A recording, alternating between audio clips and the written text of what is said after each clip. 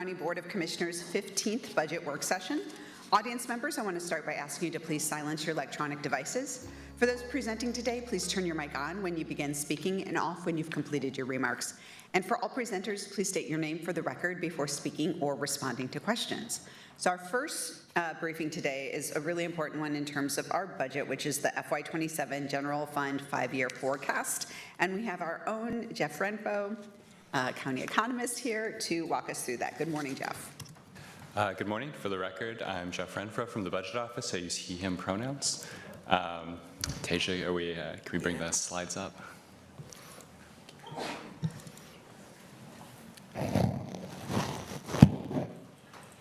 Thank you. If we could go on to the next. So the agenda, as is usual in May, it's going to be a little bit shorter today, so I'm just going to really briefly touch on some minor changes we're making to the forecast, and then we're also going to talk a little bit more about the kind of tension between the positive top-level numbers in the economy and then some of the stuff underneath the surface that's a little bit more worrying. So if we could go to the next slide, please. All right, so I'm going to start with the thing that I think you all are most interested in. So the changes we're making for the current forecast, that is going to change the resources available for the 2027 adoption process. So we'll go into why we're making these changes a little bit more later, but the first change we're making is increasing the interest assumption for fiscal year 2027 by $3 million.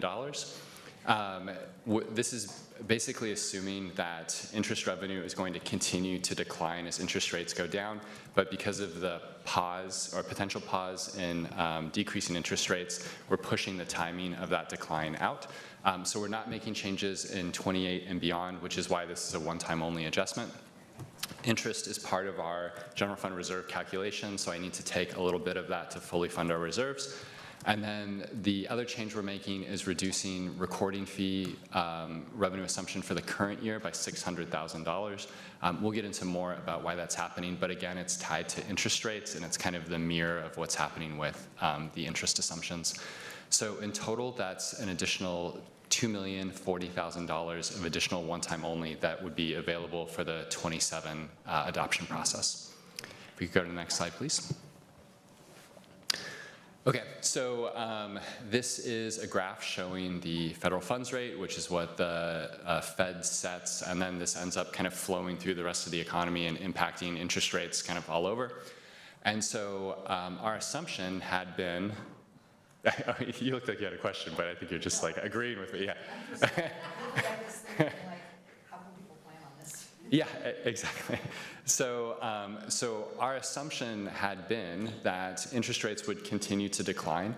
That was for a variety of reasons. It looked like we had significant sort of sustained progress on decreasing inflation. The forward guidance from the Federal Reserve made it clear that they intended to continue to decrease interest rates. There was a little bit of weakness that we were starting to see in employment markets, which suggested that this was going to continue to go down. The way that this translates to our interest revenue is a little bit complicated because our treasury team is looking at the available resources and the available cash balance that we have, and they're investing in the short, medium, and long term. So these interest rates do flow through to our interest revenue, but the timing can be a little bit complicated. So the forecast for interest is really a collaboration between myself, Eric, and our treasury team. So given that our assumption now is this is potentially going to pause due to a graph I'll show you later that shows an increase in inflation. And then also there were some really notable dissents in the last statement put out by the Federal Reserve Open Market Committee. You had 3 Fed governors who said, we dissent to the implication that we intend to continue to lower rates in the future. So I think we're putting the message out there that we are not convinced that that's what's going to happen, and in fact, we think we might need to raise rates at some point soon. If we could go to the next slide, please. Okay, and then this gets a little bit at some of the weakness we're seeing in the employment market. So this is a graph that shows the percent of people who are unemployed who have been unemployed for 27 weeks or longer. So like, to put it in just normal terms, this is the percent of our unemployed who are long-term unemployed. And as we look at this going back to 2000, you see as we have recessions, you get a bunch of people who are laid off. Because the recession takes a while to get to a recovery, you have people who are looking for jobs for an extended period of time, and then we have an increase in long-term unemployment. In 2020, that big decline in this is because there were so many people who were laid off so quickly at the beginning of the pandemic. It's just a huge percentage of the people who were laid off for a period of time. It was new, so it lowered the overall percentage of people who have been unemployed for a long period of time. But on the right side of the graph, we're seeing what looks like a sustained trend in long-term unemployment. This is typically associated with a recession, and it matches kind of the data that shows that there aren't a ton of layoffs right now, but there's also not a ton of new job listings and new hiring. And I continue to think that the sort of level of uncertainty in the economy right now and the lack of sort of policy that you can sort of believe is going to be sustained into the future is causing a lot of companies to just sort of hold steady on hiring. Question about this. So this is Multnomah County data? No, this is nationally. Okay. Yeah. Do we have Multnomah County data? Which seems like most relevant, given that in some ways. I bet we could build this locally. I'm not sure if this is an index that gets produced locally, but I bet at the very least I could email the employment department and see if we could put this together. It would just be helpful, but just given that our economy has been lagging behind others, that this actually may be worse than Multnomah County. So it'd just be helpful to know. Yeah, I will. If I can't do it myself quickly, I'll reach out to the state's employment department and see what they can help me with. If we could go to the next slide, please. One more. One more, please. Okay, so we talked about the only change we're making for the current year for May is the reduction in recording fees. I'll say I noticed last night after this had been submitted that the recording fee total isn't carried over all the way to the right, but it does total down correctly, so sorry about that. So overall, we're basically flat for our assumptions for the year. So as a reminder, we try to be within 2% of the assumptions we made for revenue when we adopted the budget. So right now we're like 0.01%. We will not finish there. That's just bragging, Jeff. Yeah, it's just, I was so good. We're 0.01%. we won't finish there. Yeah, so basically interest is offsetting the reductions that we've made earlier in the year. If we could go to the next slide, please. Oh, yeah. Just ask a question about the recording fees. I will show you a graph in a second that shows some history on it, but Okay. I'll answer Since we just got it, I hadn't got to the earlier slides. Yeah. Okay, I'll hold that question for a moment. Okay. Okay, so for the BIT, we're not going to make any changes to the BIT right now, but there is a data issue that I feel like I need to make you aware of. So the city revenue division who collects this tax for us, they implemented a change in their software that helps them process payments. And despite a whole bunch of testing that they did, they ran into a pretty significant processing delay in the middle of April. And April is when we collect, that's by far our biggest month for BIT collections. So we just last week, they finally finished processing all of the payments from April. They remain a little bit behind on processing May payments. So this is not a totally complete picture here. So based on our forecast, the red line, which is the current year, we would have expected it to be a little bit higher. Based on what I've seen for them catching up with the collections in May, I think if we had taken the late April payments and added them to this, we'd be essentially exactly where we expected to be. I think that we are past the point where I would be surprised by something that happened with the annual payments. So I feel pretty good about the forecast, but I just want to note that we remain behind and our collection data is still not all the way caught up. So it is possible that as we get into May or June, this would look a little bit different, but I think probably not. If we could go to the next slide, please. Okay, and this is sort of the flip side of that long-term unemployment graph I showed you. So this is just the Dow Jones Industrial Average. And so for the BIT, if you look at it over a long period of time, it is correlated with stock market returns, which intuitively should make sense because stock market returns are, can bounce around pretty wildly in a short period of time. But over time, you would expect those returns to be correlated with the profitability of those companies. The BIT is based on the profitability of companies. So the issue is that even though that correlation exists, the timing can be extremely complicated. And sometimes it's sort of leading, and sometimes it's lagging. So this is very similar to the corporate profits graph I've showed you quite a few times in the past. So it suggests that people continue to think that corporations in the United States are going to continue to be profitable, and that profitability is going to continue to grow.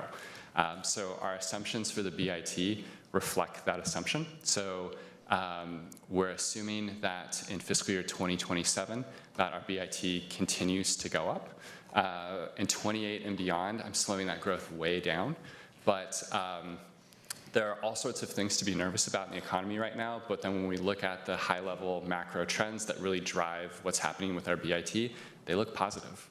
So we're continuing to just follow the data and building that into our BIT assumptions. If we could go to the next slide, please. So this makes those assumptions explicit. So like I said, 26, it looks like we're on track to be very close to where we expect it to be. In 27, we expect another year of growth. I'll say that out of everything in the 5-year forecast, I think 27 is the one that I am least certain about. So there are just a number of things that could change based on the geopolitical volatility that we're experiencing right now. So as always, I will remind you in November I could come back and this could look a little bit different. But also for the BIT, if we make it all the way through the summer and into the fall and we're still seeing positive trends for the macroeconomy, at some point we just get kind of too late into the year for that to really have an impact on that year's collections. So then it becomes a problem for the future, which it's always easier to deal with problems when we can sort of push it into the normal budget process rather than having to make mid-year changes. So if anything changes here, I'll continue to update all of you, but again, I feel like we're in the right place for the forecast. Next slide, please. Okay, so this is the recording fees. So this is more data than I would typically put on this graph, but I wanted to leave the fiscal year 2021 line on there. So this is monthly collections for our recording fees. As a reminder, recording fees, it's based on just the paperwork that's generated by property transactions. So if there is a higher level of transactions, we see more revenue. It's also impacted by the makeup of the transaction. So selling a condo generates significantly more paperwork than selling a single-family house. So in 2021, our monthly collections were like 2.5 times what they are right now. My assumption has been that as interest rates come down, the current level of housing transactions are just below a sustainable level. I think there's a lot of people who are waiting for interest rates to just be more favorable so they can make a delayed move. Because of that delay, or assumed delay in the decline of interest rates, we're just pushing out the recovery and recording fees. I didn't make a change in 27 and beyond because you can see it is sort of like coming to life a little bit more. It's kind of perking up. So I want to wait for the kind of summer selling season to see if we see a little bit more recovery before we make any decisions about 27 and beyond. Our assumption is not that we get back to that 2021 level anytime soon, but that we just start to see some recovery in this. Commissioner? Yeah, so my question was, I'm just trying to better understand a little more of the details, like how many transactions was that? So this is all like percentages, or like what is the 600,000 made up of? Just like the number of transactions, I know you said is complicated, or is the types. I'm trying to better understand what that means. Yeah, I can get that for you, and I should be able to get the breakdown by transaction type so you can see the impact of like condos versus numbers. houses. It's always hard just with not knowing what the but like, Yeah. what's the denominator?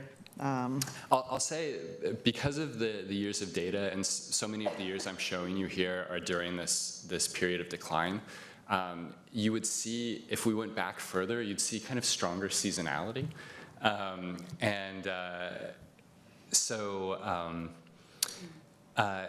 The fact that we're getting into the spring right now and it hasn't bumped up, like, I mean, you see in 2021, January and February is usually like a little bit early to see that seasonal bump up. But at this point, because we have March and April, if it was going to recover significantly, I would have expected to see a bigger recovery in March and April already. So it's mostly kind of looking at the trends and kind of figuring out the seasonality of it.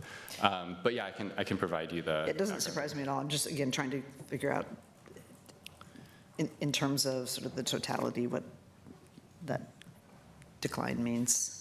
Yeah. Okay, if we could go to the next slide.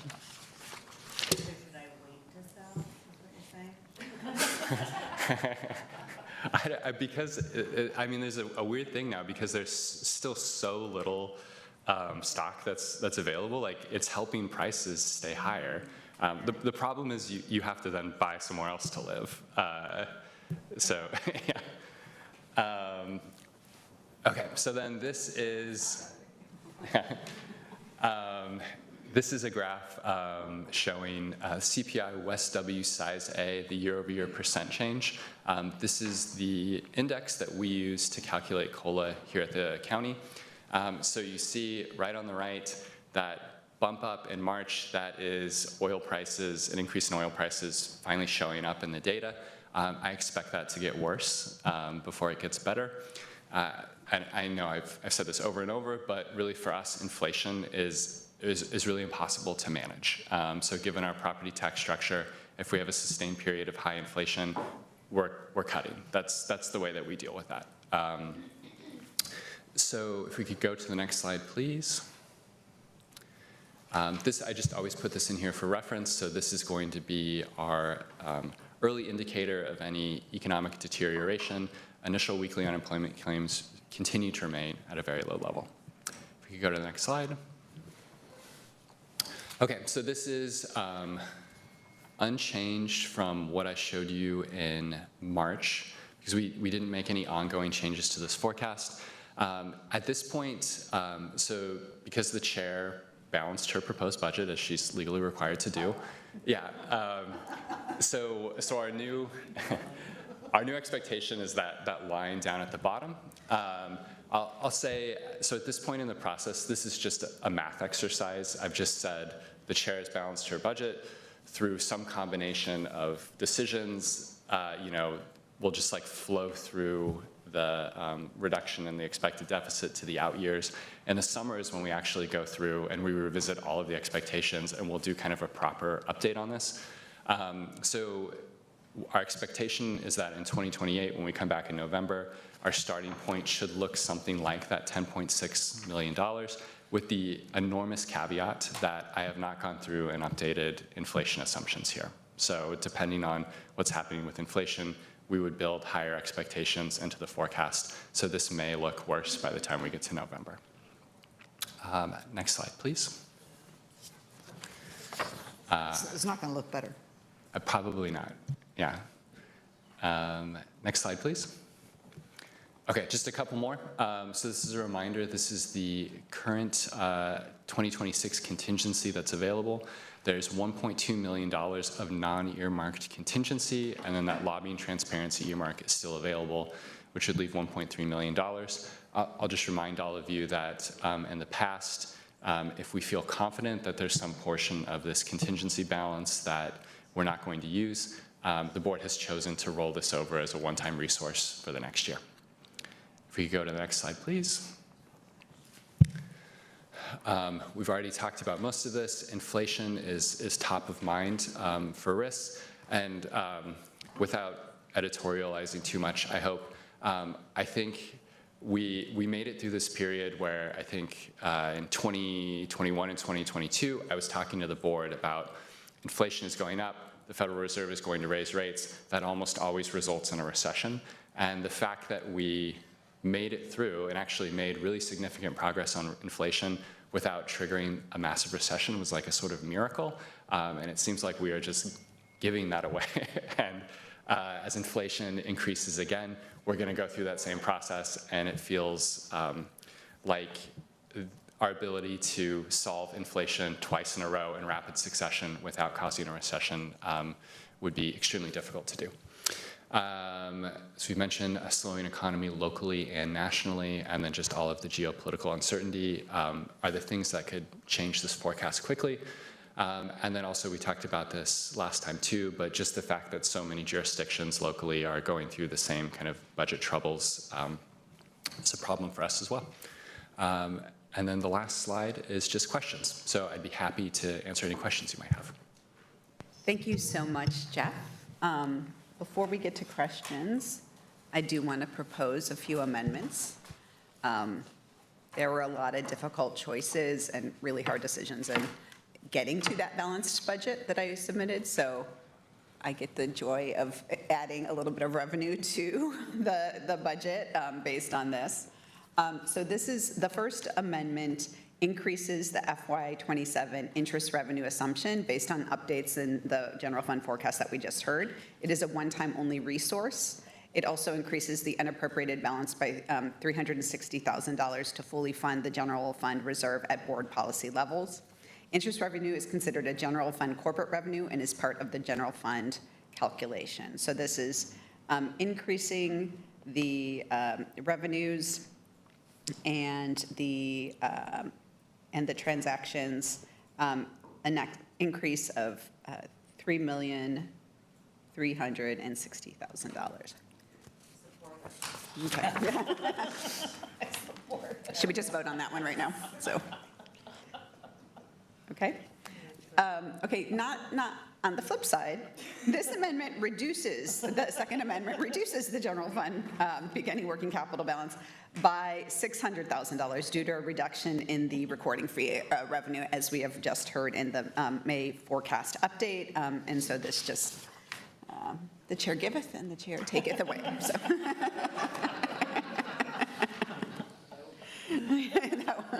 Not okay.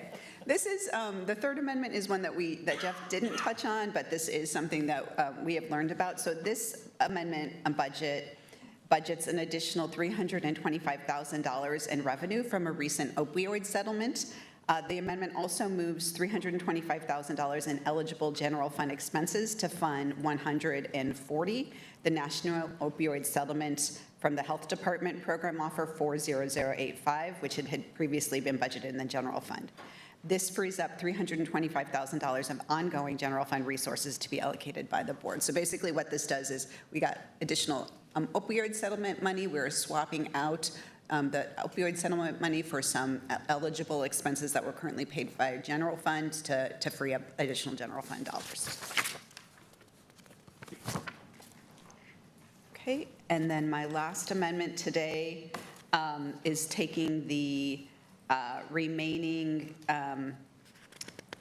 general fund contingency for FY26. Part of it takes $800,000 of it so that we still have a remaining $400,000 in this year's general fund, contingency balance, just in case. We don't want to tempt the gods. So this is increases the FY27 general fund beginning working capital balance by $800,000. So this is one-time only money that is going to be added to and can be allocated in FY27. All right, and those are my amendments. Thank you. And now we can open it up for additional questions to Jeff.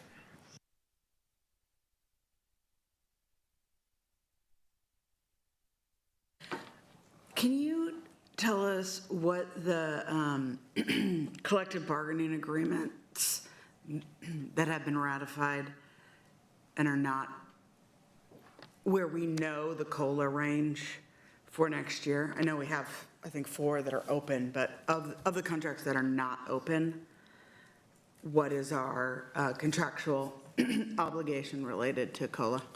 So most of them that aren't open are following our normal rule, which is the year-over-year change in the second half of the CPIW West Size A. So for 27, there's that weird technical issue we talked to you about where the calculation would be 3.1, but we came in and talked to you about how this data disruption there that's sort of artificially lowering the COLA. So for most people, they would get a 3.3% COLA. I believe Local 88, most, if not all of them, are getting 3.5, and then there is one other labor contract that's getting 3.5. I think Leah's trying to tell me. O&A, yeah, thank you. Local 88, that 4,000 employee unit is 3.5 as well? Yeah, and I think it's not quite all of them because of the issue with the minimum increase on the bottom, so that complicates it a little bit, but I believe most of them are 3.5.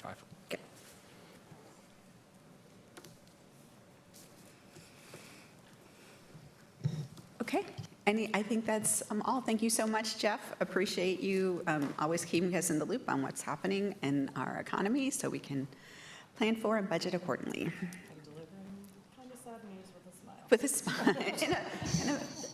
This is not a question, but just in addition to that, Multnomah County, if you had data, on any of the other slides where you presented like the unemployment rate or something that is a national number, if we have a local number, it would be really helpful. Just, again, that's the context we're going to be operating under, and just it would be helpful just to understand when we're tracking the national trend and when we're not.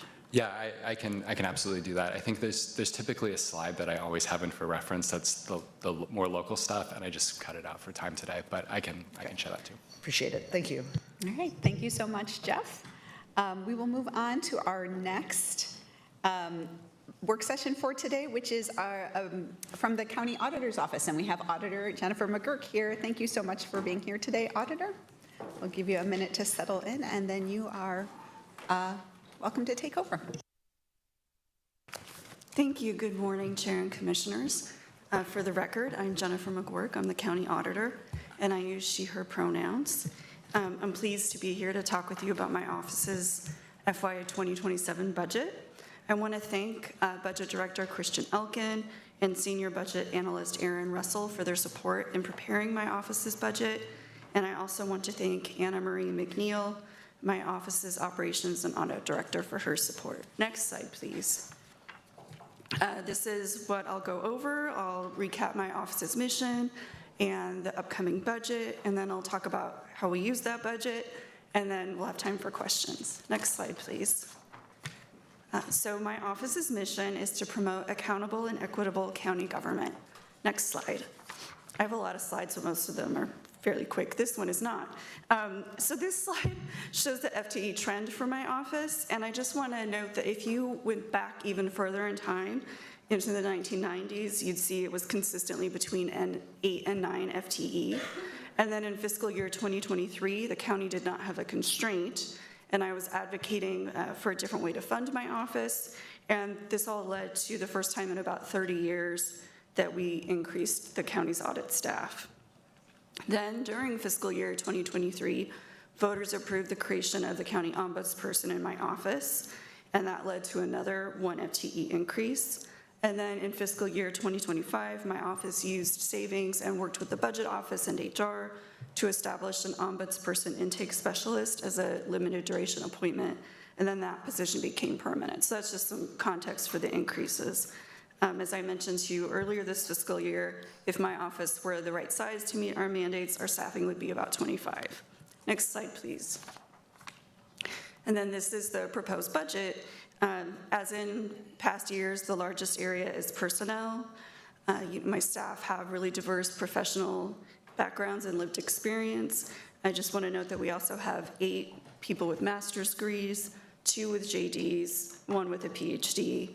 3 of us are certified internal auditors. We have 2 certified fraud examiners, 1 certified public accountant, and a certified information systems auditor. And then the next major line item is the internal services costs that, as you know, are assigned to offices. And then the contractual services line item covers the majority of fees associated with the state-required annual external financial audit. So my office isn't the client for this, but we hold the contract to ensure the audit's integrity. Our materials and supplies line item is primarily used to provide required training to staff, pay for translation and incentives for community engagement, and dues for professional associations. All staff auditors in my office have to earn 80 professional continuing education credits every 2 fiscal years. And so that's what the majority of these materials and supplies go toward. That's to maintain compliance with generally accepted government auditing standards and the county charter. Next slide, please. I just want to thank the non-departmental Community Budget Advisory Committee for meeting with me and for making 2 recommendations regarding my office. I agree with both. The first is to consider funding a part-time position for communication and community outreach. And the second is to ensure the independence of the auditor's office by tying our budget to the overall county budget. Next slide, please. As you may imagine, I especially agreed with their second recommendation that the office's budget should be tied to a percentage of the county's budget. So we talked about earlier this fiscal year, I believe there should be an annual allocation to the county auditor of no less than 0.75% of the adopted general fund expenditures budget.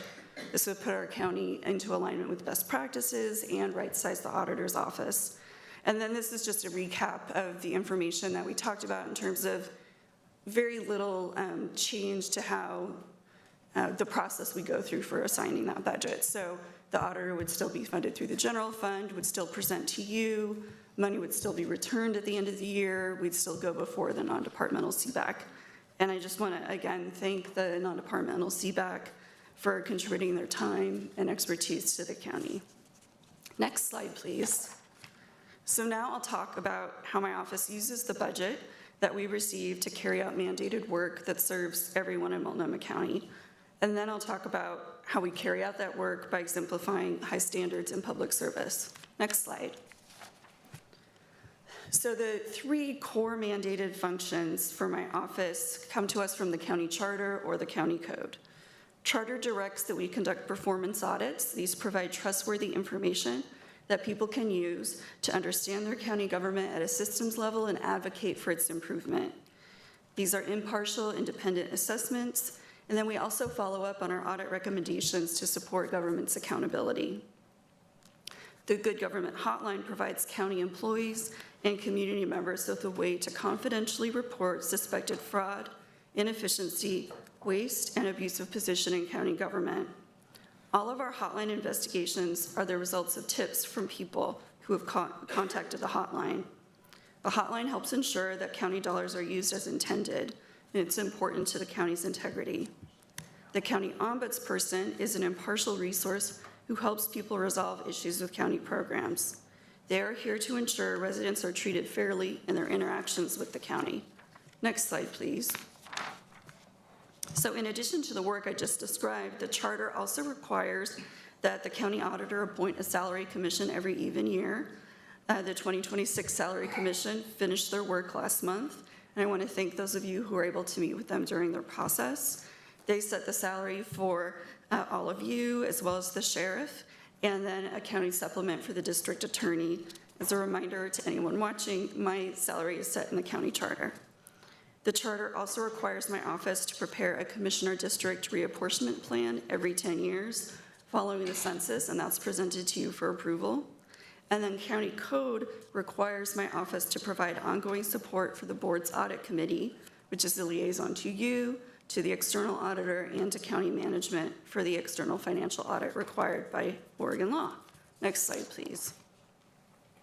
And now I'll turn a little bit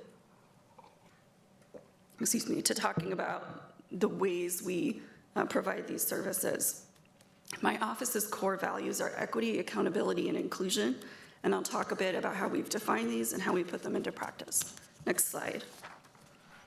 So we demonstrate our value of equity by centering and elevating the voices of those most impacted, identifying barriers and working to remove them, and dedicating ourselves to using a racial justice lens in all of our work. Next slide, please. We put this practice into practice through intentional steps. This slide, for example, shows a visualization of my office's equity journey. Our internal DEI committee members created this visual earlier this year when they led our office through an equity reflection and recommendations process. Additionally, this fiscal year, our DEI committee finalized the latest version of our audit equity lens tool and worked with the county ombudsperson to improve the intake form people use to contact them.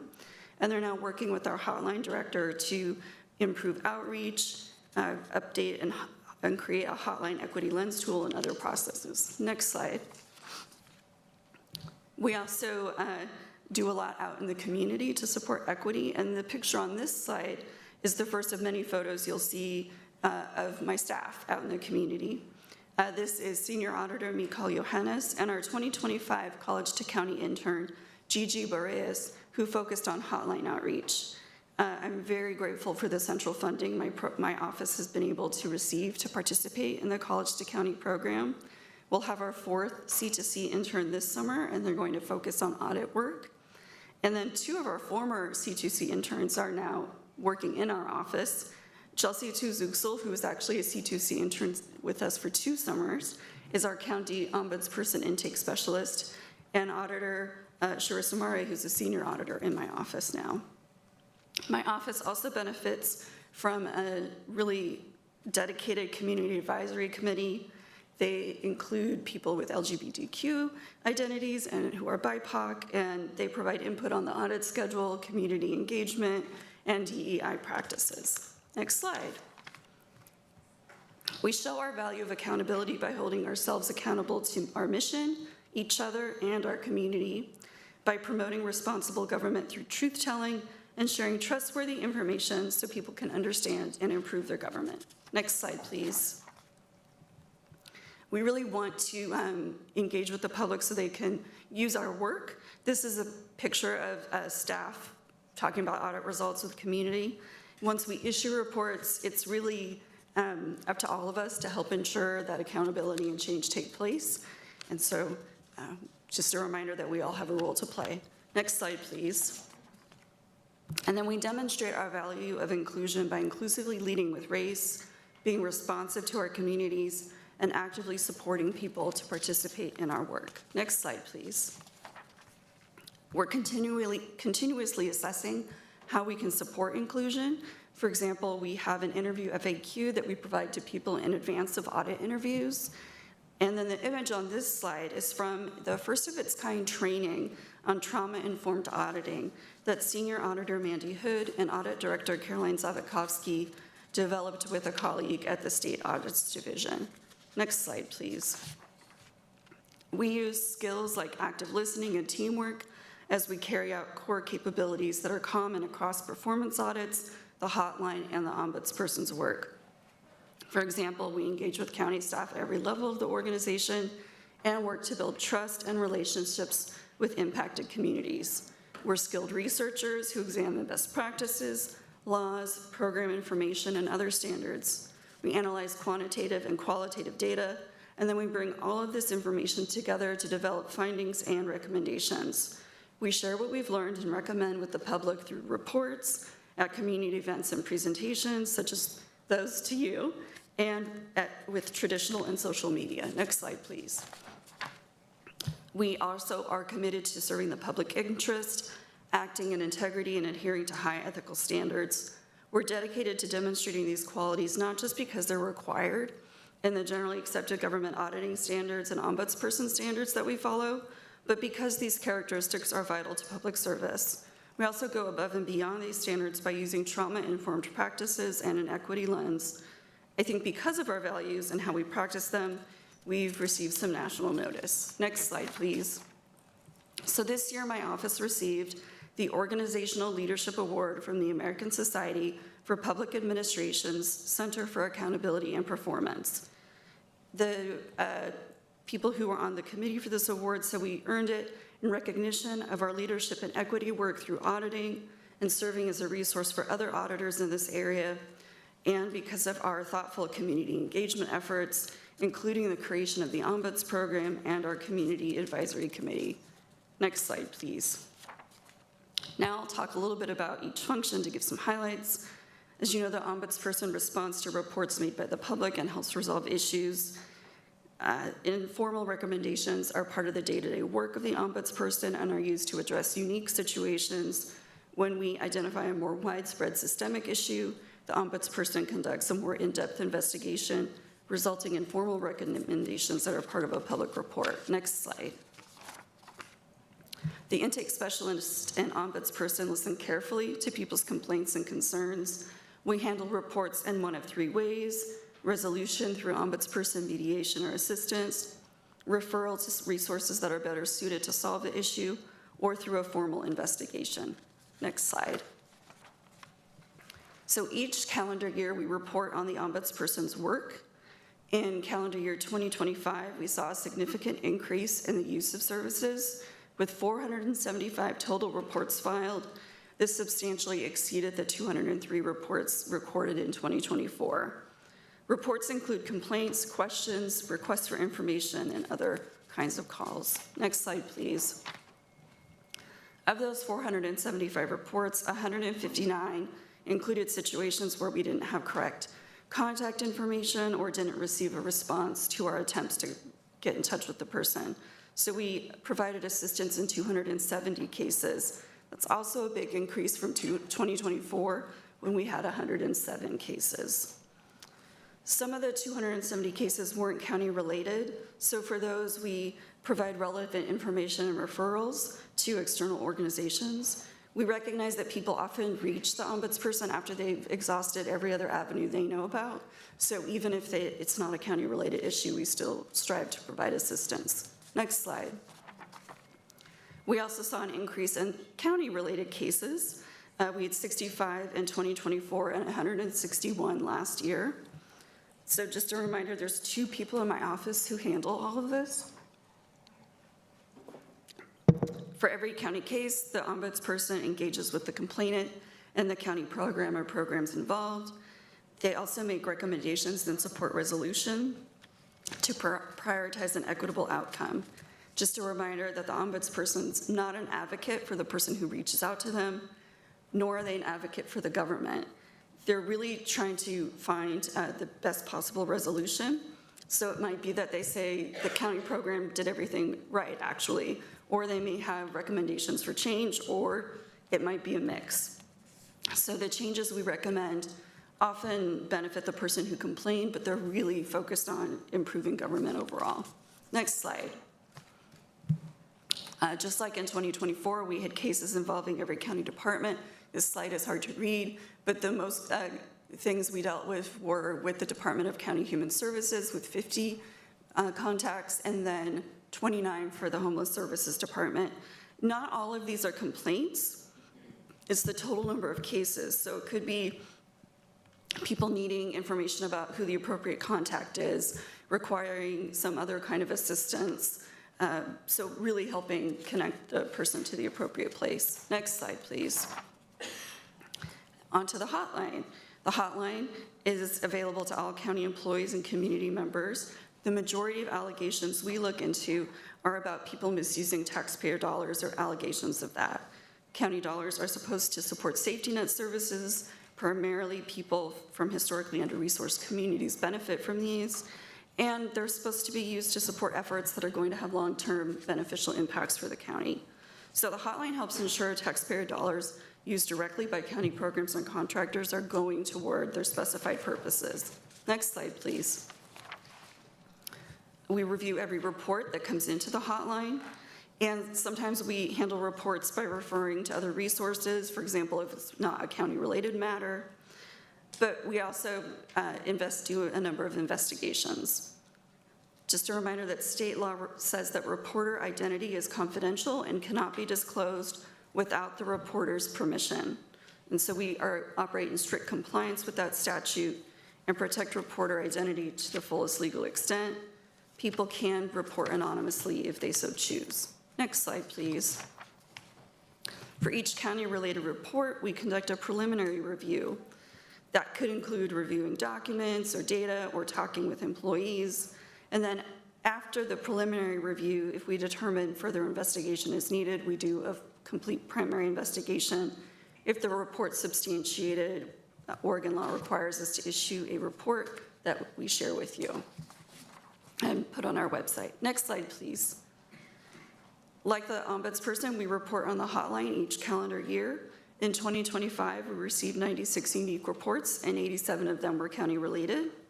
31 of those reports were about suspected fraud, waste, or abusive position in county government.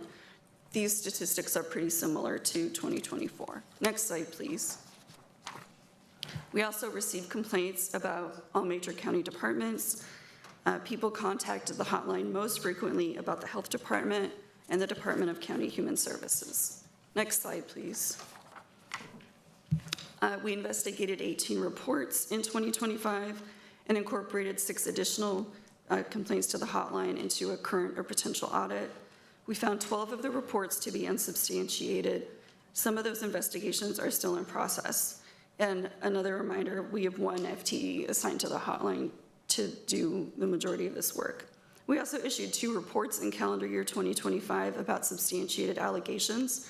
Both were substantiated waste by the county. In the first, we found the county had overpaid for executive recruiting services due to deviating from contract terms and failing to identify overbilling.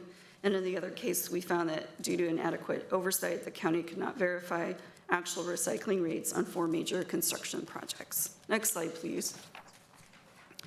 We've also been working to expand our hotline outreach. We had office hours during International Fraud Awareness Week and conducted presentations to department and new county employees.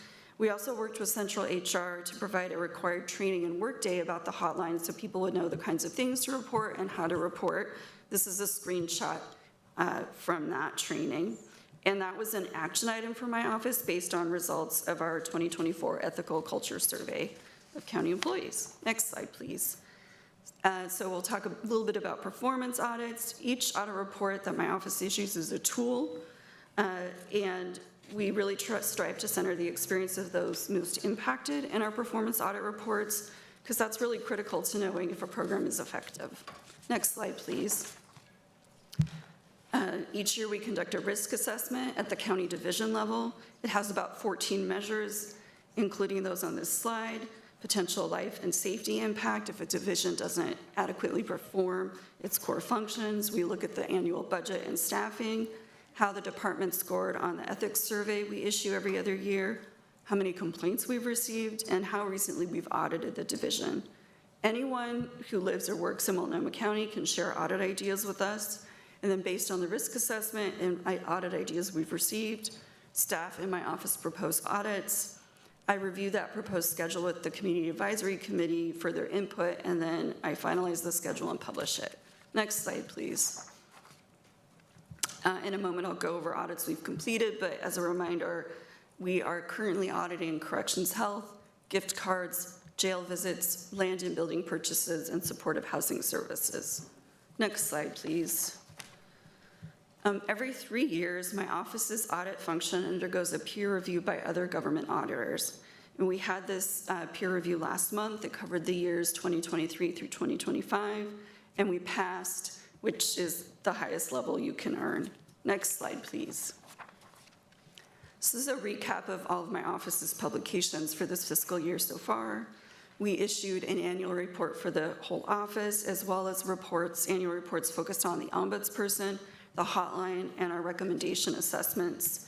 We also launched a new page focused on recommendations to help maintain awareness of those that are open and which ones we're going to be tracking next. We just want to help people maintain awareness of this so we can all work together to improve government. Next slide, please. We also issued performance audits on the Department of Community Justice's adult probation and parole, countywide equity, county responsiveness to phone calls and emails, the elections division, and the county's financial condition. Next slide, please. We also issued reports on the status of recommendations for our contract monitoring audit and for a recommendation we'd made to animal services. We also issued the waste report I mentioned earlier about recycling. Published a memo to you asking for your advocacy on audit recommendations, And our professional association published an article we wrote on our office's history in their quarterly journal. I want to take a moment just to appreciate Constituent Relations and Equity Director Raymond De Silva. He took all of the photos you've seen in this presentation, any graphic that looks good he made. And so I just really appreciate his expertise in that as well as many other areas. Next slide. And then I'm happy to take any questions you may have. Thank you so much, Auditor McGurk, and congratulations on the award that your office received for their work. That's really fantastic. Okay, we'll open it up for questions. I have a question on the ombuds cases. You mentioned that some are complaints, but some are about connecting to the right place, and we're doing all this work on the website and trying to make it easier for people to access. So I'm curious if you disaggregate that data and if you've seen any changes over time. I believe we do. I don't have that with me. I think the majority are complaints, but sometimes it's also a matter of, I'm calling this number, they're not getting back to me, and getting them to the right person. So I can get more information on that and get back to you. Thank you. I Yeah. just wonder if there's something in there that might help us with our website accessibility, Yeah. trying to make it easier for folks. Yeah, thank you. Thanks.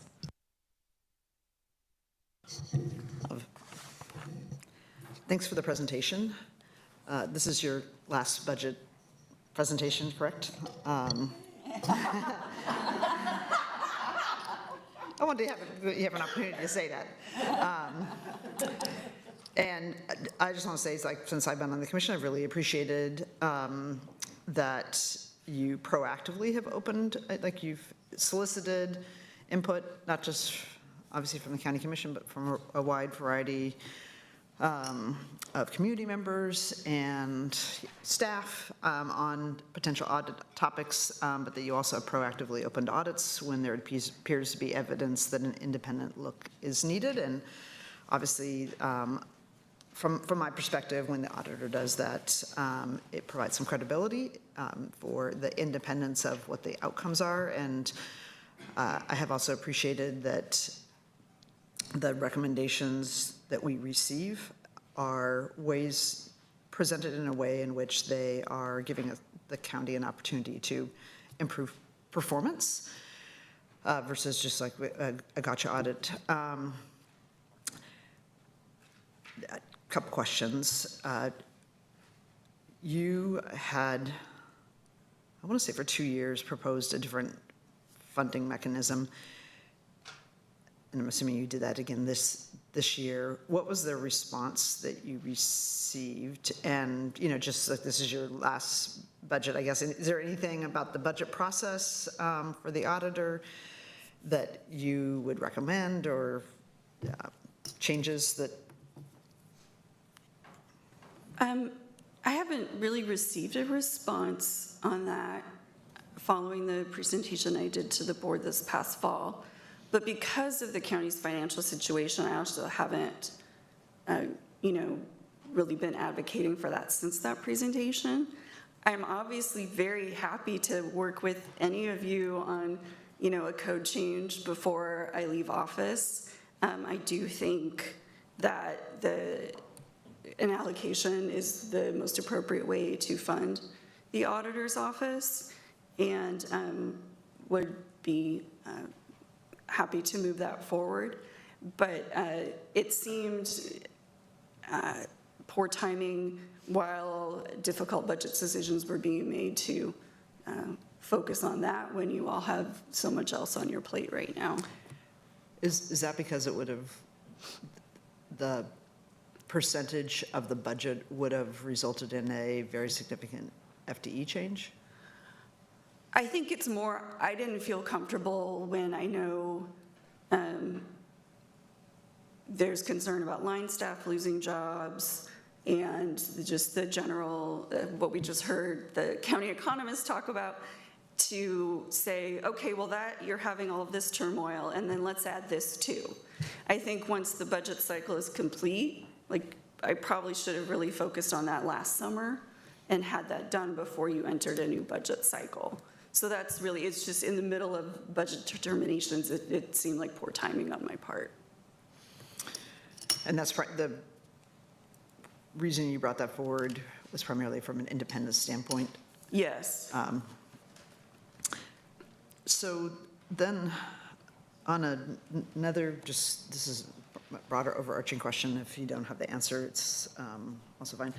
But I'm curious, I appreciate all the data about sort of the hotline contacts, the ombudsman work, and I'm curious, like on a per capita basis, are we like every other, pretty much similar to every other county, or similar to other counties or other jurisdictions, just in the sense of like how many people we have? This is like, I mean, I know from being at another large public institution, there's going to be a percentage of people who might have complaints or reports to hotline, just that's natural. So I'm curious, like, where do we fall, if you happen to know that?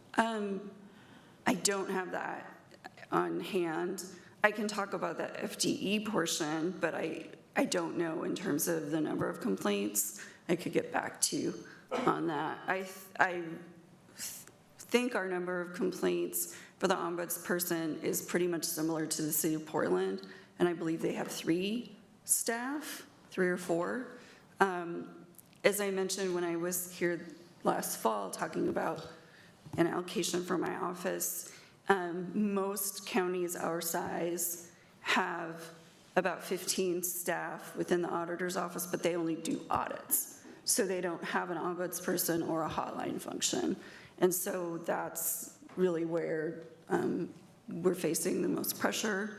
When we looked at other jurisdictions, ombuds offices within auditors' offices or separate even usually had between 3 and 8 people, so it sort of varied. And then hotlines, really the gold standard.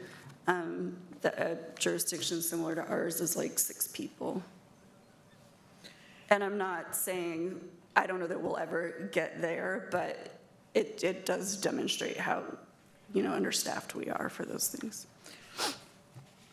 I also found this chart, the number of complaints by department, interesting, because I was thinking like the departments that have the most external facing interactions might naturally have the most complaints, but I thought it was curious, and I'm wondering if you have any insights, and this is just curiosity, but the health department had the most, and it's like they interact with a lot of people. Then I looked down to the library, which also is another part of the county that interacts a lot with the public, and they had 1. And so, yes, so the DA's office, which you think the DA's office maybe might have more just because of the nature of the work. So I'm curious, is there anything we should read into these trends? And you can answer later also. Yeah, I don't know that there is. You could, if you're looking at the hotline in particular, some of it also has to do with the volume of dollars going in and out of a department, where the library, you're not going to see a lot of potential areas for contract issues, for example, like you would with health or HSD. The other question I had about this is like, do we have data on whether these are like staff complaints or they're general public? We do, in our annual report for the hotline, we have a chart showing employee versus public complaints, like where they originate from, the kinds of complaints. If there's particular departments you're curious about, we could, provide that to all of you, more of a data breakdown, because we don't get into that per department in the annual report. Yeah. Thank you. Yeah. Thank you. Any other question for the auditor? No questions, just again, thank you and shout out to Raymond Yeah. for his contributions, and congratulations on your final budget and for your leadership. Thank you. Thank you. This may be an Elkin question, but the elected transition dollars include the auditor's office? Yes. Great. I I want to make sure. Great, thank you. Yeah, thank you. Okay, thank you so much, Auditor McGurk, and congratulations on your last budget presentation. All right, thank you all so much. Our next budget work session area is the Office of Diversity and Equity. So I would welcome Laura Shepard, our Chief Diversity and Equity Officer, and her team down to the front.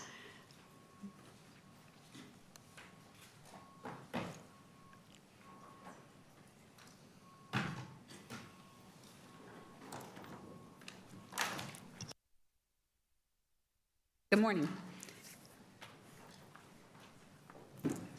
Good morning. I only had half a cup of coffee today, so we'll see how this goes. My team made mine full calf today just because they knew, like, it's a long day.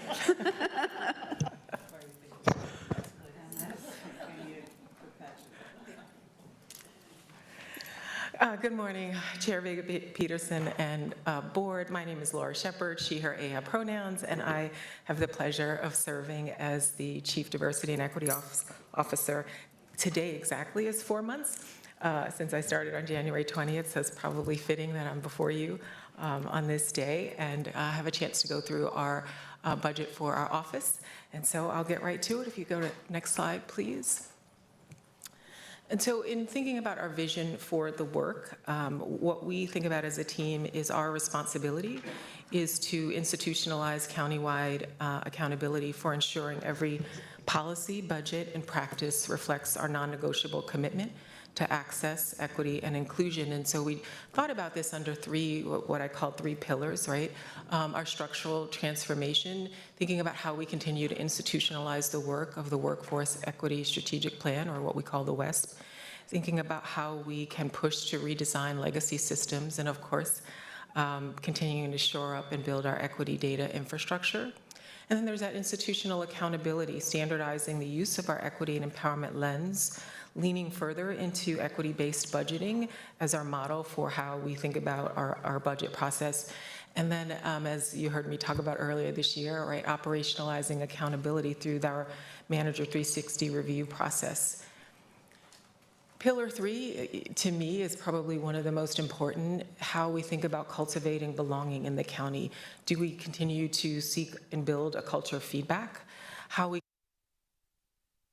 press that button, mature our ERG ecosystem, and then expanding our equity literacy and continuous learning.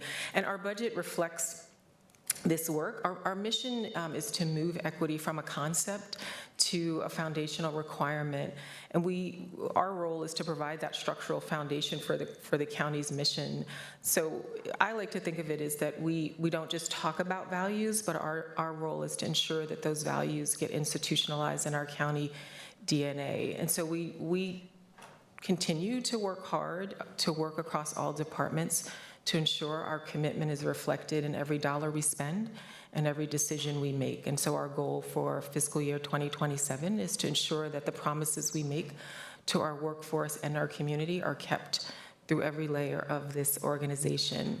At the end of the day, I view advancing equity in an enterprise like Multnomah County as requiring an investment.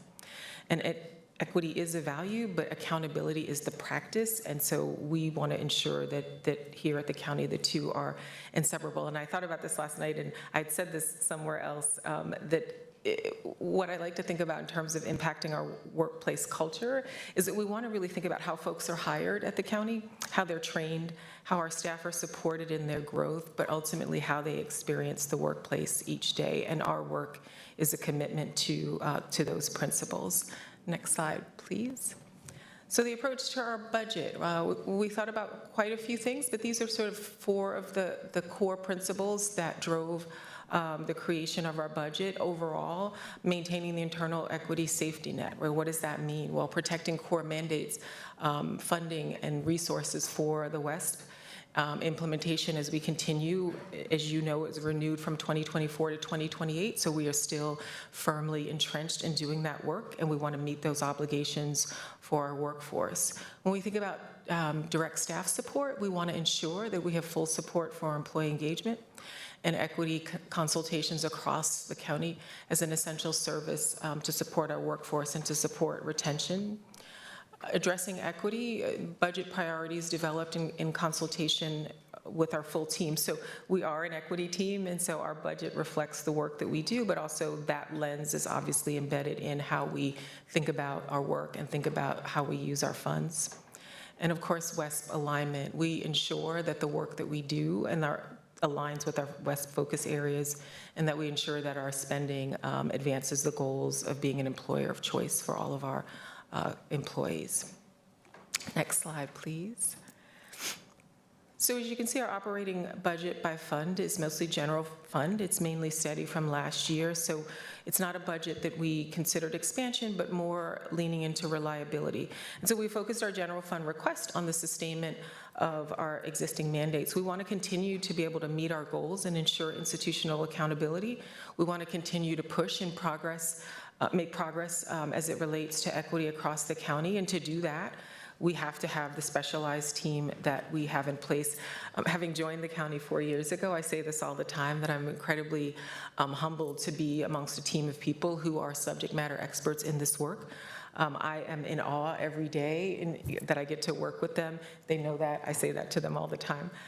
They make me work harder, but they show up every day with this subject matter expertise and with the goals of ensuring that our employee workforce has the best environment that they can. Our budget provides this continuity that we need to continue to do this equity work, and so we can have a constant and dependable force across departments. And so our equity work, as you know, is long-term. It requires stability.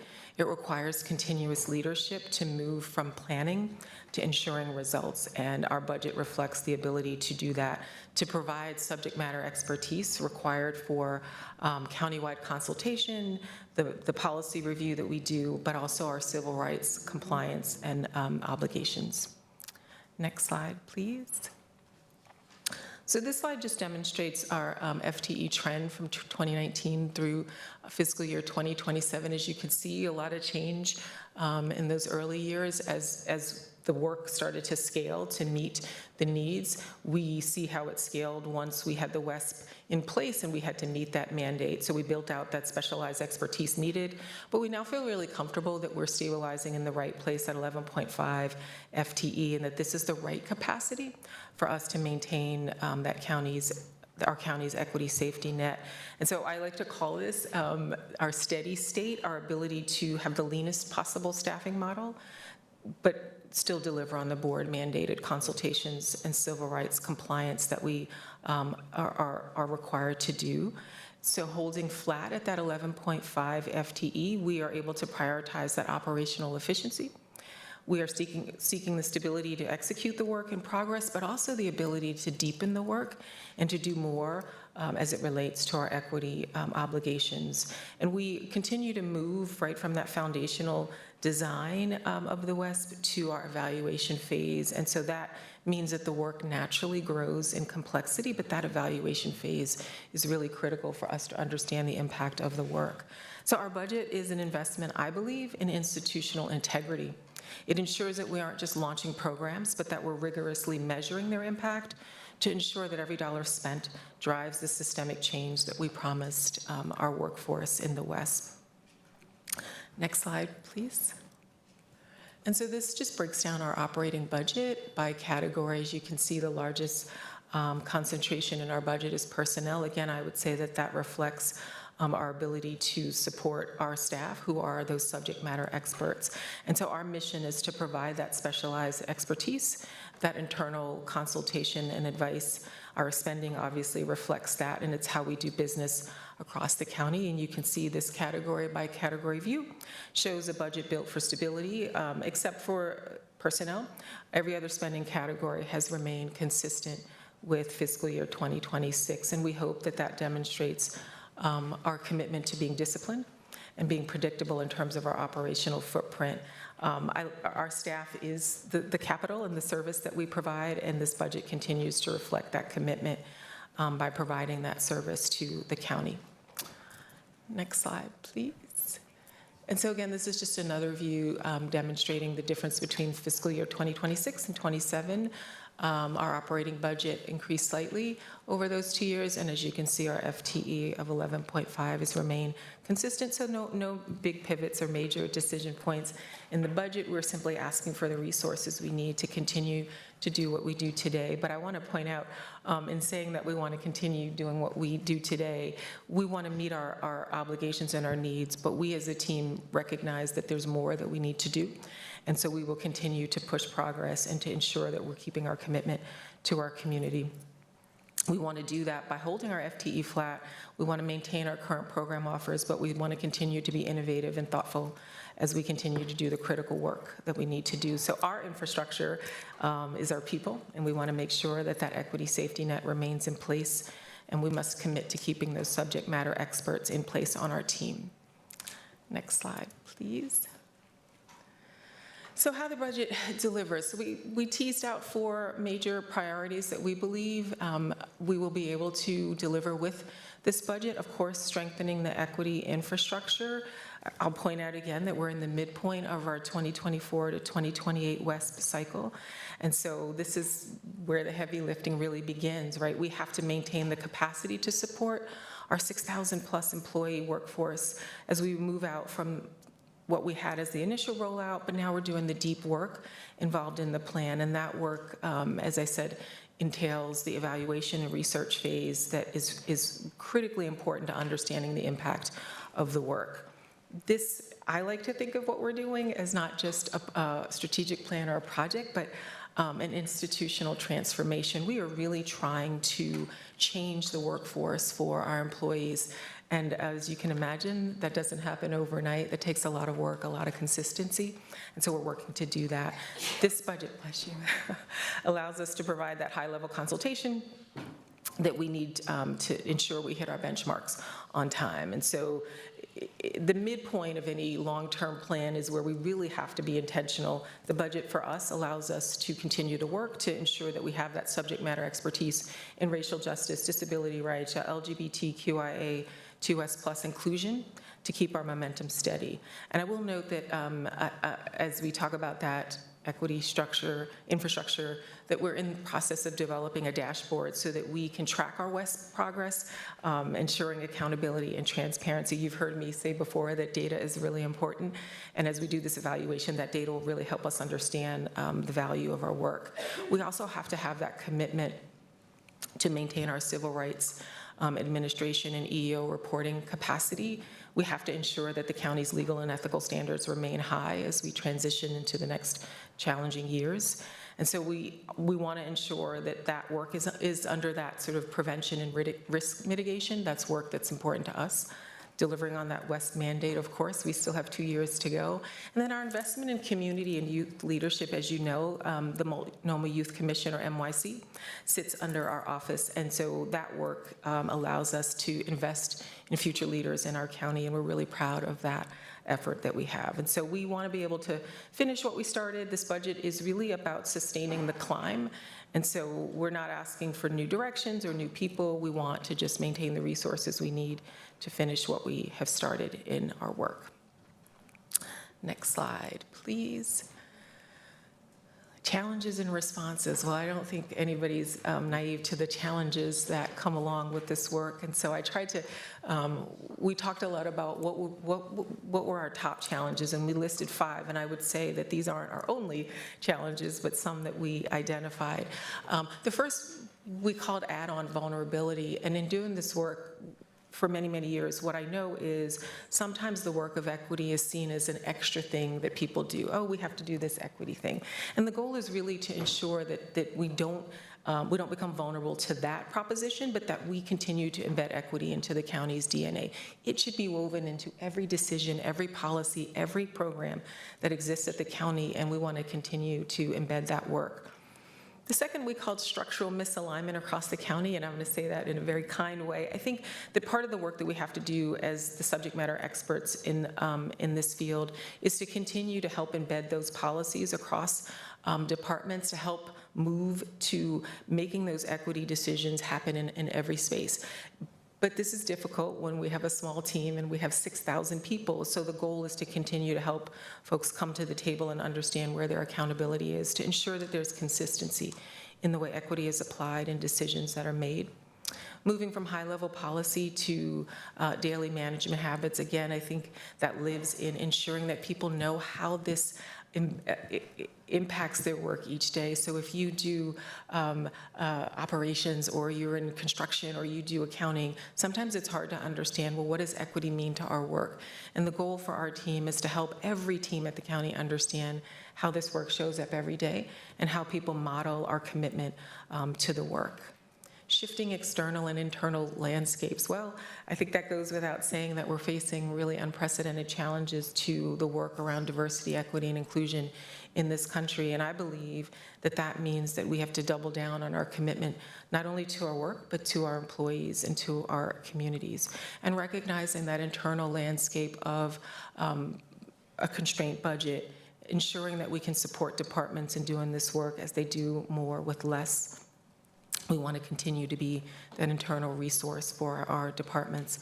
And then the last we talked about quite a bit in terms of what we call combating the disproportionate impact that equity tax has on marginalized staff. And what I will just say is that it's important for us to acknowledge that this work often falls on the most marginalized people in our community. And when we don't meet our commitment, those same people fall short of experiencing that the safety, trust, and belonging that we say they deserve. And so we need to acknowledge that, and it's another reason why we need to prioritize equity as a system-led competency in our county. I've said a lot of things, and so I'm going to pause and allow for questions from the board, but thank you for allowing us to present our budget with you today. Thank you so much, Laura. Really appreciate this overview of all of the work that your team is doing, as well as the budget information. So opening it up for any questions, Commissioner Moyer. What is your authority to direct the actions of departments, divisions, the way the county functions? Thank you, Commissioner Moyer, for that question. So I would say that there's not direct authority, meaning I don't oversee other departments or directors. The way I view our work is that we live as sort of a high-level consultancy for departments, and we're there to consult with them, to advise, and to help them understand how equity integrates into their work. I understand the nature of your question, and I think that this is often a slippery slope. I can say, having worked in several organizations doing this work, it's a difficult terrain to navigate. I've said to you before, do I think that there's more work and more progress that we need to do in this space? Yeah, I'll be very honest about that. My goal since I've started is to try to build relationships with county leadership, with directors across departments, so that they understand that not only is this work an obligation, but they have partners in the work. And so while we don't expect everyone to have the subject matter expertise that our team has, we do expect people to cultivate a baseline knowledge of what this work means and how it integrates into their work and how they administer their programs. But we also want them to know that we are here to guide them and to be resources, not once, not twice, but as many times as they need it. And my hope is that we can continue to build that progress. What is the relationship between you, your office, and the equity managers in departments? Because I kind of don't understand how that works. So as it sits today, our team is that team of 11.5 FTE. The departmental equity managers report directly to their department directors, but we work with them on progress. So the best example to give is when we work on our WESP implementation, equity managers are a part of that process and a part of that implementation work. And so we work with them in that partnership or collaboration to administer equity work across the county. I would say that in my short time here is a structure that I believe works, but to also need some work and attention. And I say that very candidly because I do think that in our commitment to progressing and advancing equity at the county, we have an obligation to ensure there's accountability, right? And so I look at this not as an issue of control or who reports to whom, but rather, are we meeting our commitments to our community? And are we doing that in a way that ensures transparency and accountability? And so to do that, my view is there has to be a clear transparency and understanding of where do all the lines meet and how does that work? And so I do think that there's more conversation to be had there, but from the view of ensuring that as we think about equity touching all four corners of the county, then we have to understand how that all rolls up. And so I would say that there's probably more we need to do to just flesh out and ensure that that accountability lives there. And then my last question is, how do we address, and I can only speak from my perspective of what's been presented to me, I don't think there is a shared definition of what marginalized and underrepresented communities we are working to address inequity in. And I base that off of every department presents, and there is not consistency. I will say consistently, people with disabilities are not included. That's pretty clear. Sometimes LGBTQIA2S+ are or are not. But I feel, based on my own observations and conversations, that there is not a consistent view of what the work is. And I don't know if that ideally, I would like it to lie with your office, because I think we have, one of the biggest issues I see in this county when it comes to policies is wild inconsistency by department. And that doesn't just have to do with equity work. That has, just kind of across the board, there isn't, this is how the county does it. Yeah, I think as somebody who spent several years in organized labor in the public sector, nothing says I can get this person's discipline removed like that entity is not consistent. And if I can point to other cases where somebody was not treated the same way, I'm gonna get that dropped. That annoys the public. That's not what we want, but I worry very much that the county has that issue. This is one area. So I'm a little bit unclear about what is the definition we are giving to every manager around these things? What is the definition every director should have when they are asked to have an equity lens on things? What is every equity manager grounded in? I have concerns about equity managers having gaps in their own knowledge about communities they're not a member of. That is a repeated and loud complaint. I know you don't supervise them, but I also don't know how we fix that. If your office doesn't have some policy control.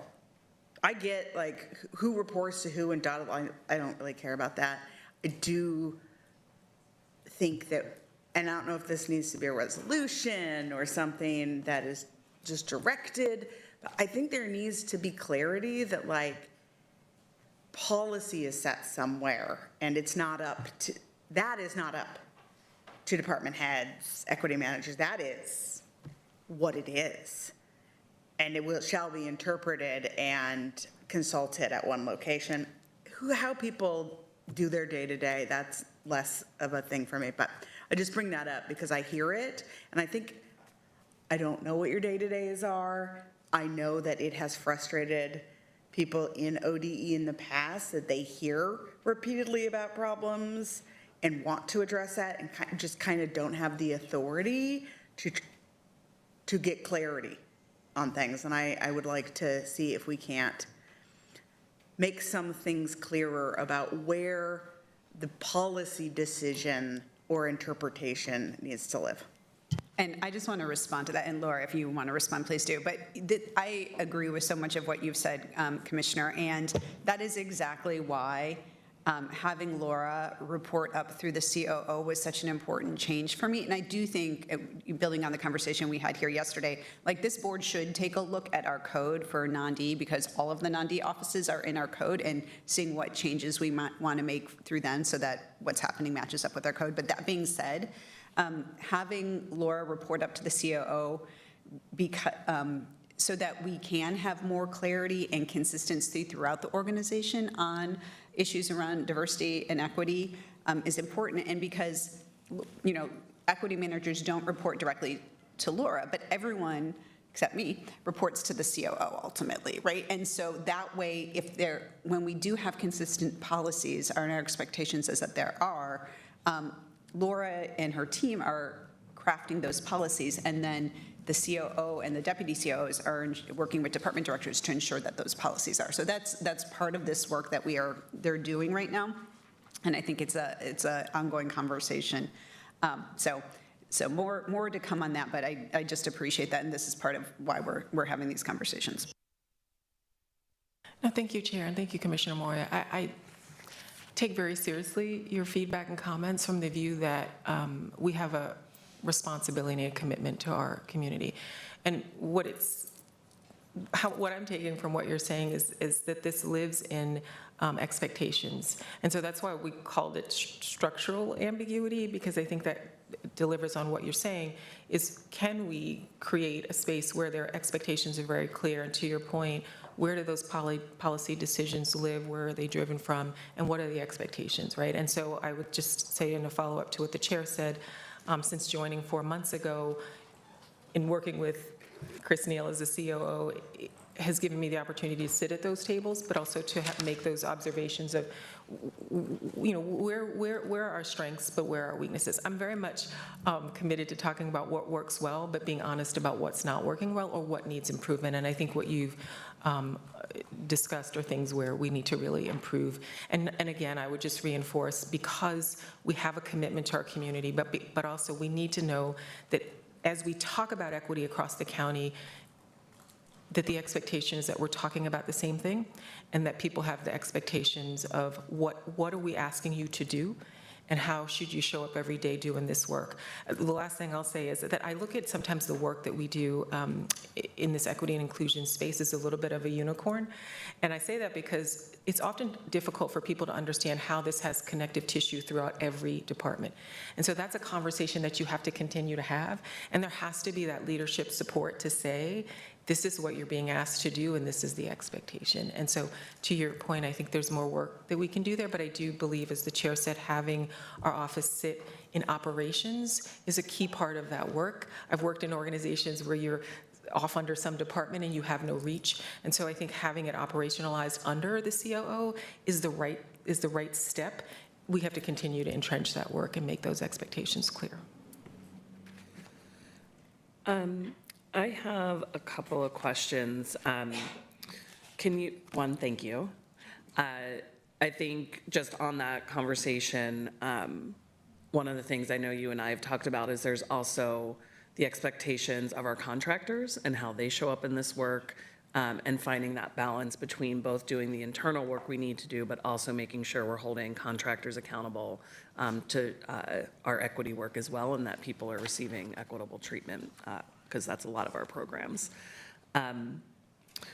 I would love for you to say a little bit more about operationalizing accountability through the manager reviews. I think, this kind of first big pass at it, some of the conversation has been, yes, it absolutely should be learning, and I think the way it's been framed hasn't landed with a lot of folks that there will be accountability as well as a part of that.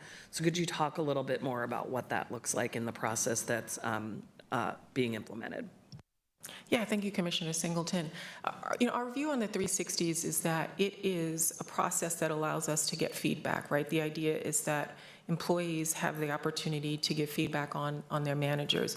But to your point of accountability, I think there's two pieces, at least I see it, two pieces of that review process. One is the process itself, right? Collecting the information, administering the survey, getting that feedback from employees. The second piece is, I think to your point, what do we do with it, right? I think I mentioned when I presented, I think that was my first presentation, that in my previous employment, we did it, but nothing happened to it, right? I mean, there was a lot of data collected, but there were no expectations. The difference for us is creating a process where the feedback is collected, and then the next step is, how is that feedback interpreted with managers and their direct supervision. So for my team, let's say, if I always use Ronnie as my example, she's used to it. If she gets her 360 feedback. The obligation for me as her manager is then we have to sit down and go through that feedback and create a plan of action for her. So that then turns into the accountability piece. Now the accountability lives with both of us, right? Because my expectation of her would be we sit down, we review that feedback, we create a plan that she would be working on for the next year, and that accountability loop lives with the two of us. So the goal is to embed that in the process, which is why when we talked about creating that plan for the county, it will require a bit of work and a bit of resources, but you really can't fall short of just administering the survey, right? I think that's the shortfall, and sometimes there's that checkbox, oh, we've done it. Well, you've done something.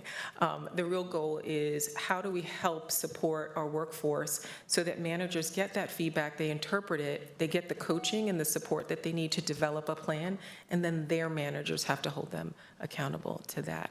And I look at this as an opportunity for us to shore up our managerial workforce. It's a way to support them. So if there are pieces of training or education or resources that they need, that should get teased out in this process. And then the result is we are upholding a more effective managerial workforce, which then can sustain the work of the county. So that's the plan. It'll take some work to sustain that, but Ronnie and I have worked on this since I've started, and we're really committed to that piece is essential. Yeah. Thank you.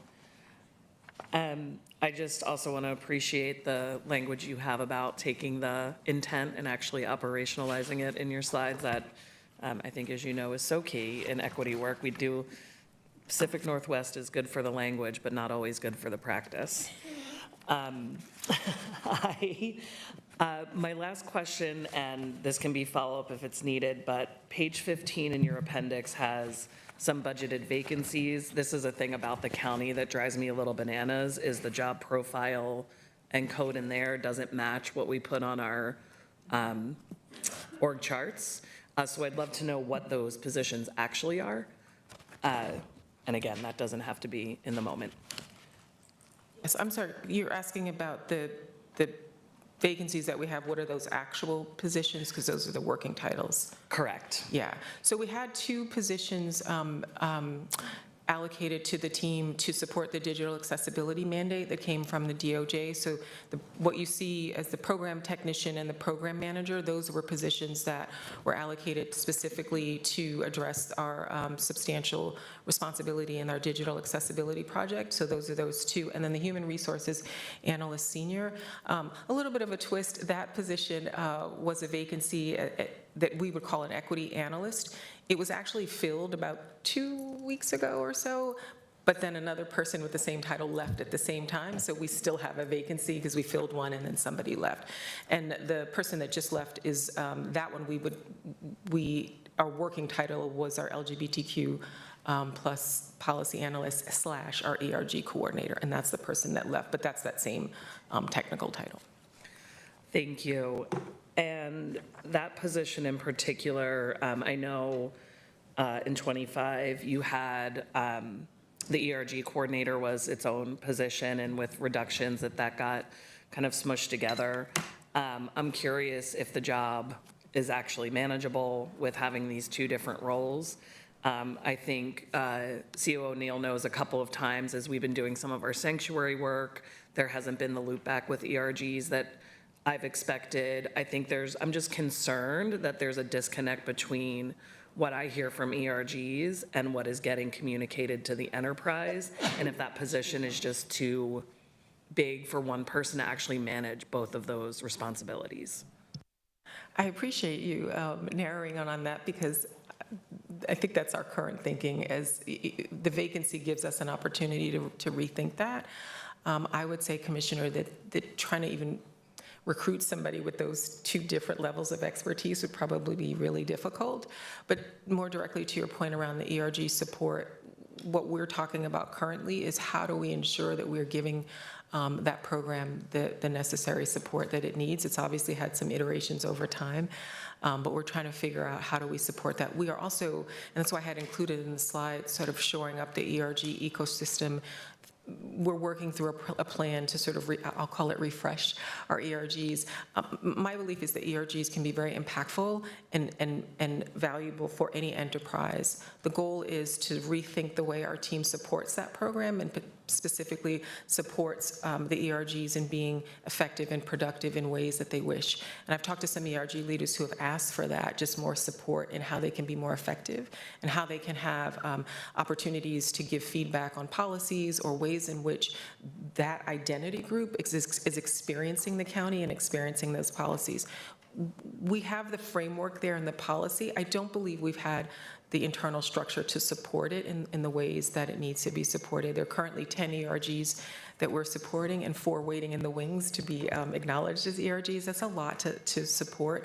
And so in that vacancy, having those vacancies is allowing us to really think through what's the right staffing model to support ERGs, because I believe they're a necessary part of employee engagement, but a necessary part of the enterprise. So we are really thinking that piece through.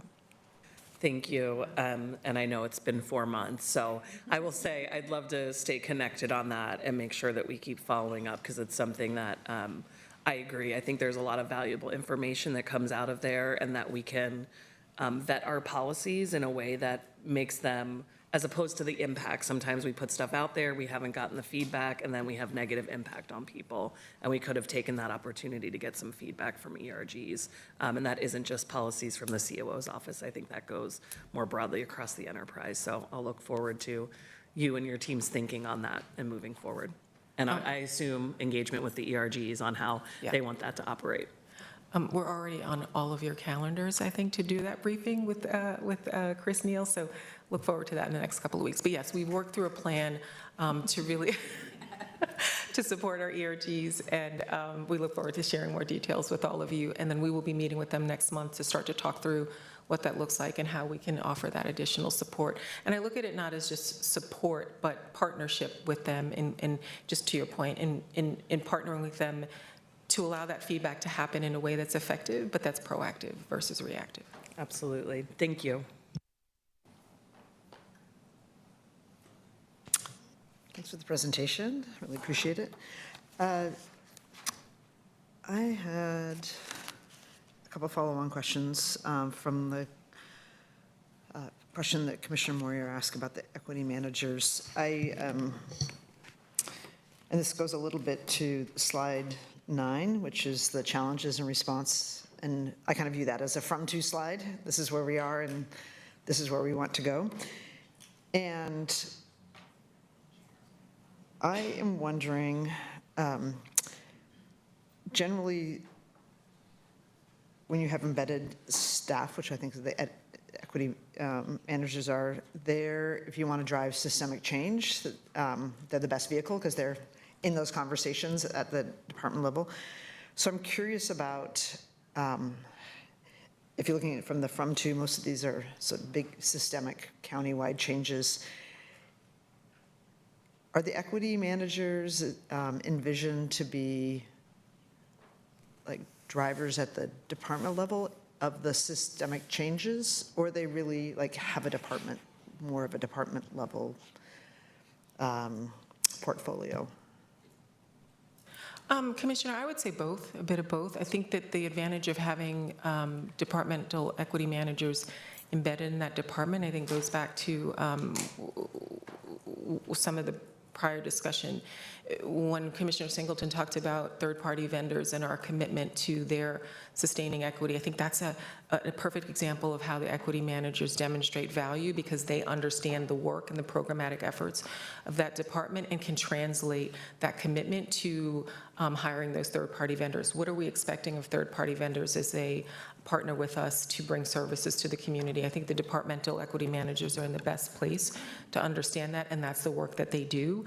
I do meet with the managers. I also meet with the department directors, and so we talk through those challenges. But on the flip side, I do think they are still important in driving that systemic change, because they are there for the day-to-day conversations that occur in that department. So as they are integrated as part of those executive teams talking about budget, talking about policy, talking about programmatic changes, the goal is that they're embedded in those departments to bring that equity conversation into all those decisions. So I see them as having a value in both of those spaces, being that local boots on the ground person that is ensuring that equity is embedded in the work, but also having insight into those high-level conversations department by department as we think about equity.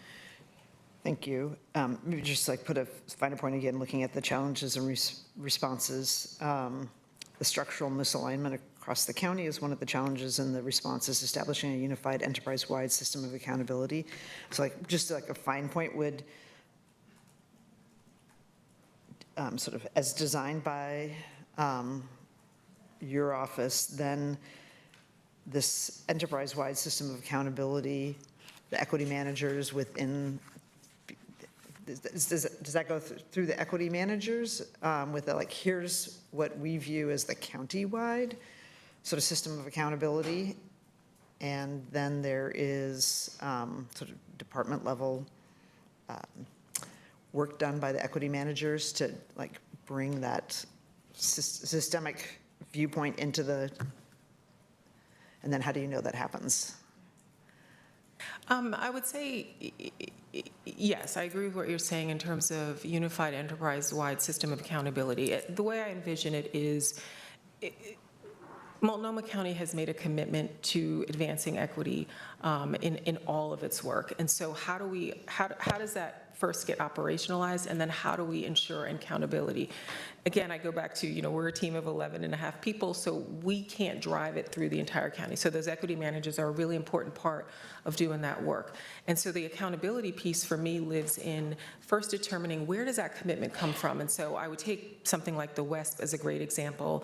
The WESP was created and adopted by the board, so that establishes the standard, right? This is what's expected, and this is what we need to deliver on. And then that work flows from our department through the equity managers in their departments to say, this is what is expected of you, and we're all adhering to the same standard. And so the goal is to have that unified understanding of what equity looks like in the county, and then that is administered out through the departmental equity managers.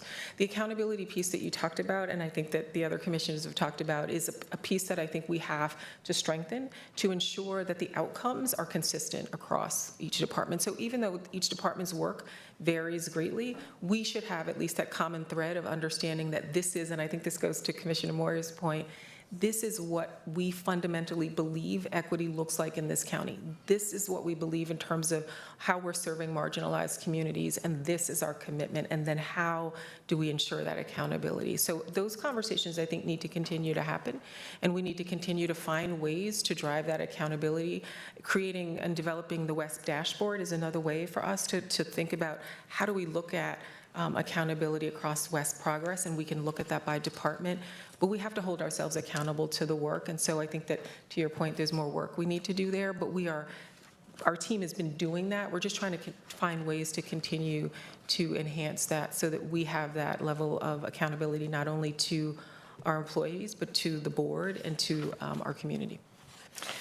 Thanks. I mean, this is a little bit granularity, but are they viewed sort of as a dotted line into your org? Because if I look at the big high level from to challenges and responses, many of these things, if you were the department director, there's like, well, this is somebody else's work, or it's like enterprise work versus like department work.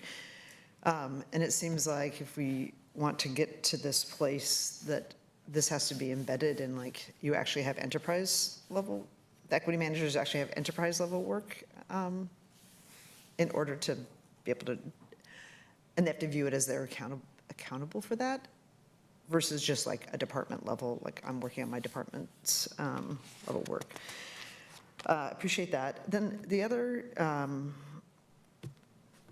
item I wanted to ask you about was on slide 2, the maturing of the ERG ecosystem.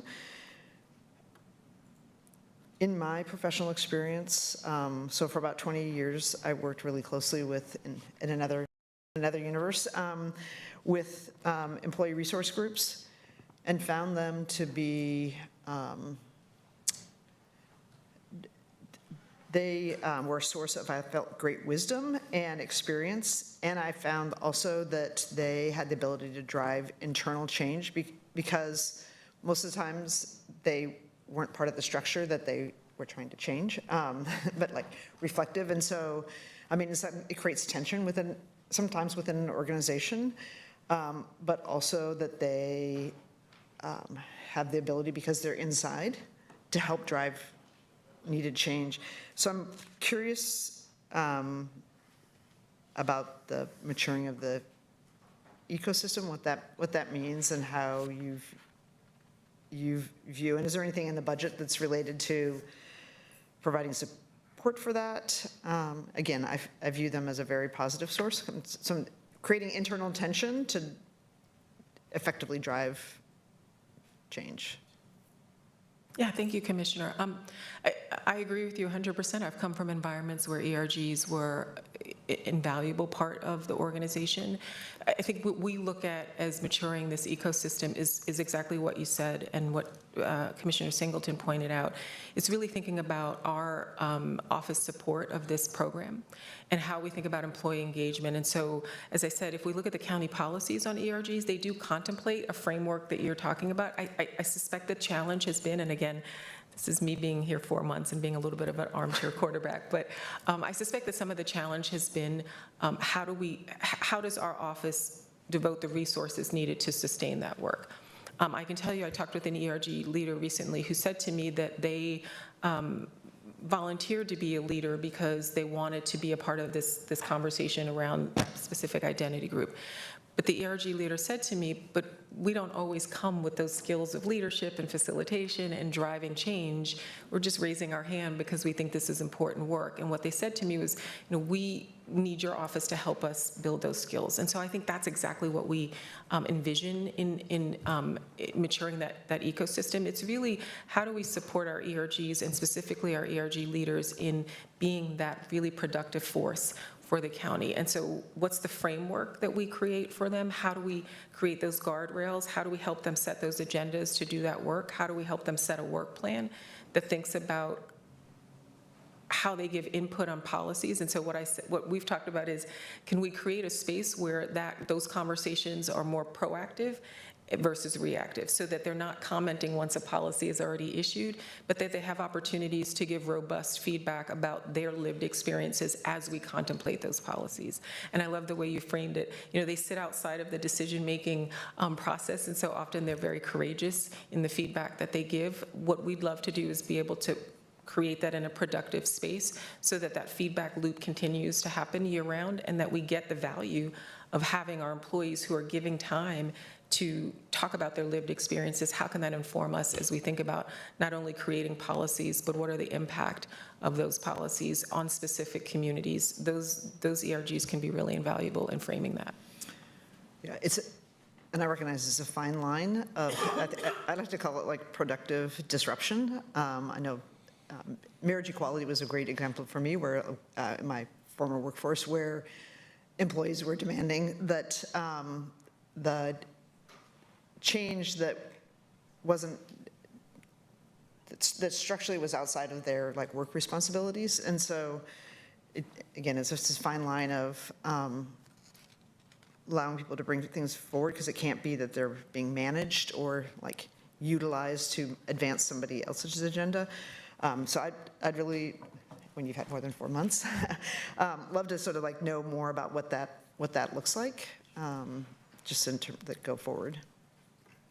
I appreciate that, and as I said, I look forward to talking to all of you more about those plans and getting your feedback and thoughts on those, because that would be really helpful for us as well. You've all experienced this longer than I have, but the goal is, to your point, Commissioners, to really try to create a space for this feedback loop to work well. And to your point of sometimes we need some disruption. I think I've said this in lots of organizations, we can't fix what we don't acknowledge. And so sometimes we do need people to tell us the things that we don't always want to hear, but we're better for it. And so allowing them to have some space to talk about what their experiences are, we do need to hear that, and we need to understand that oftentimes we don't sit in those identities and we don't often experience what they experience, but it's helpful to know and understand that as we think about and we contemplate progressing equity, and as we center ourselves on those principles of safety, trust, and belonging. Belonging is experienced through the lens of the person who is trying to find a space to belong, and if we are not willing to listen to those experiences, we can't advance towards those goals. And so I think ERGs are valuable in helping us understand that. Thank you. Yeah, I was going to ask a question about targeted universal, I can't even say the word right now because yes, but I won't. I just will say thank you. It's impressive. You've only been here for 4 months, and just your ability to, well, the whole team, obviously, Dr. Ronnie, and you're here to, you guys are here to support, but I don't have any questions related to the budget. Looking forward to the future, and just want to say again, thank you to you and the team for just your contributions and moving our county forward. So, thank you. Thank you, Commissioner. And I would just say in closing, I did all the talking, but I didn't do all the creating of this budget presentation. You know, they were like, you can do it, it's fine. And I don't mind doing that. But I will say in the 4 months that I've been here, I am very grateful to not only the leadership of the chair and the CO and the board, but I'm very humbled to work with a team, and I know there's some of my team behind me, who show up every day to do this work. It's not easy work to do, and oftentimes when you do this work, you internalize a lot of what you hear because you're really trying to find a way to make a better experience for people here. And so these folks do really hard work, and they hold me to a high standard. They have taught me a lot. They are not shy about prodding me and saying, no, you need to do it this way. And so I'm very grateful to have landed on this team, and I can reassure you that they come to work every day because they care about everybody who works in this community. And I thought about you, Commissioner Jones-Dixon, in making this America's favorite county. We want it is a collective effort, and we think about how our employees experience this. Culture is defined by who you are on the worst day and when no one's looking, and so that's the part that we want to look at. Nobody should have to experience that day after day, and so I am very humbled to be a part of this team, and so thank you all for the time. Thank you so much. Really appreciate it. Thank you for the Office of Diversity and Equity. So we have 2 more presentations this morning. We have the Office of Community Involvement, and we have our Government Relations team. We have about 30 minutes scheduled for each one of those, which will bring us right at noon. I do have a hard stop at noon, so if we do go over a little bit, I'm going to pass the gavel to Vice Chair Jones-Dixon, just as a heads up. And with that, I will invite Amada Perez, our Executive Director of the Office of Community Involvement, and other invited guests down to the dais to make sure that we get a chance to hear all about the great work that's happening in OCI.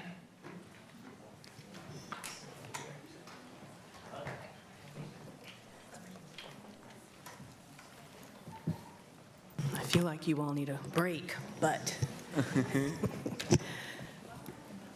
Well, good morning, Chair and Commissioners, and my mom who's watching, who loves the budget work sessions.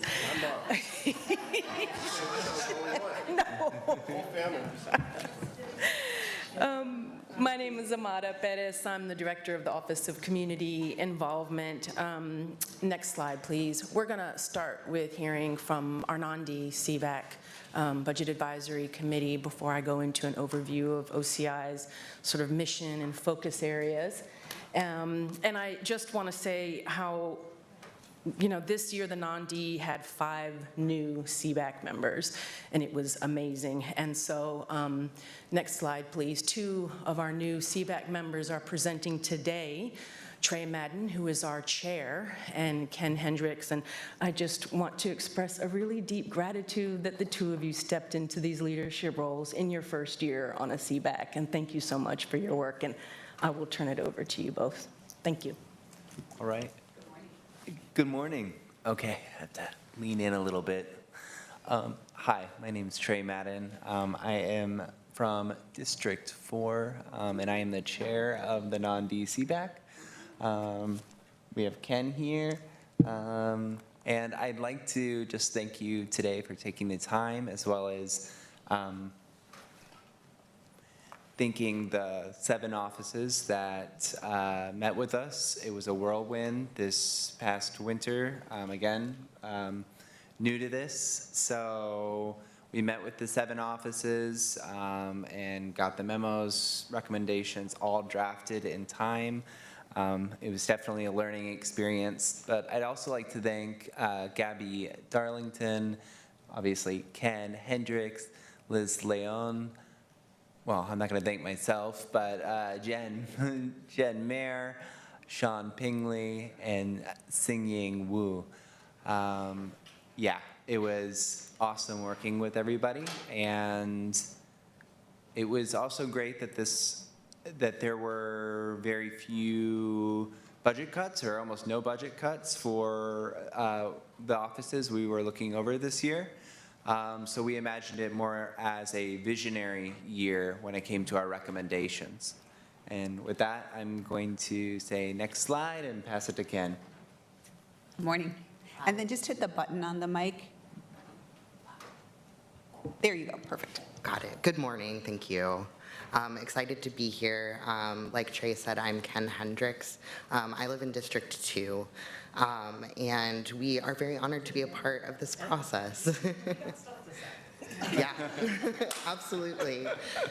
So I'm going to start by covering our values. So early on in our process, we agreed on a set of guiding values, and these really underline all of our budget recommendations. So we figured that would be a great place to start. I won't read these verbatim. I'm going to talk a little bit about what they mean to us.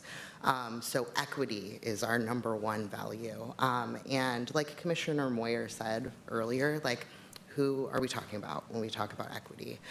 We defined that specifically as folks who occupy identities that have experienced systemic and historic inequity.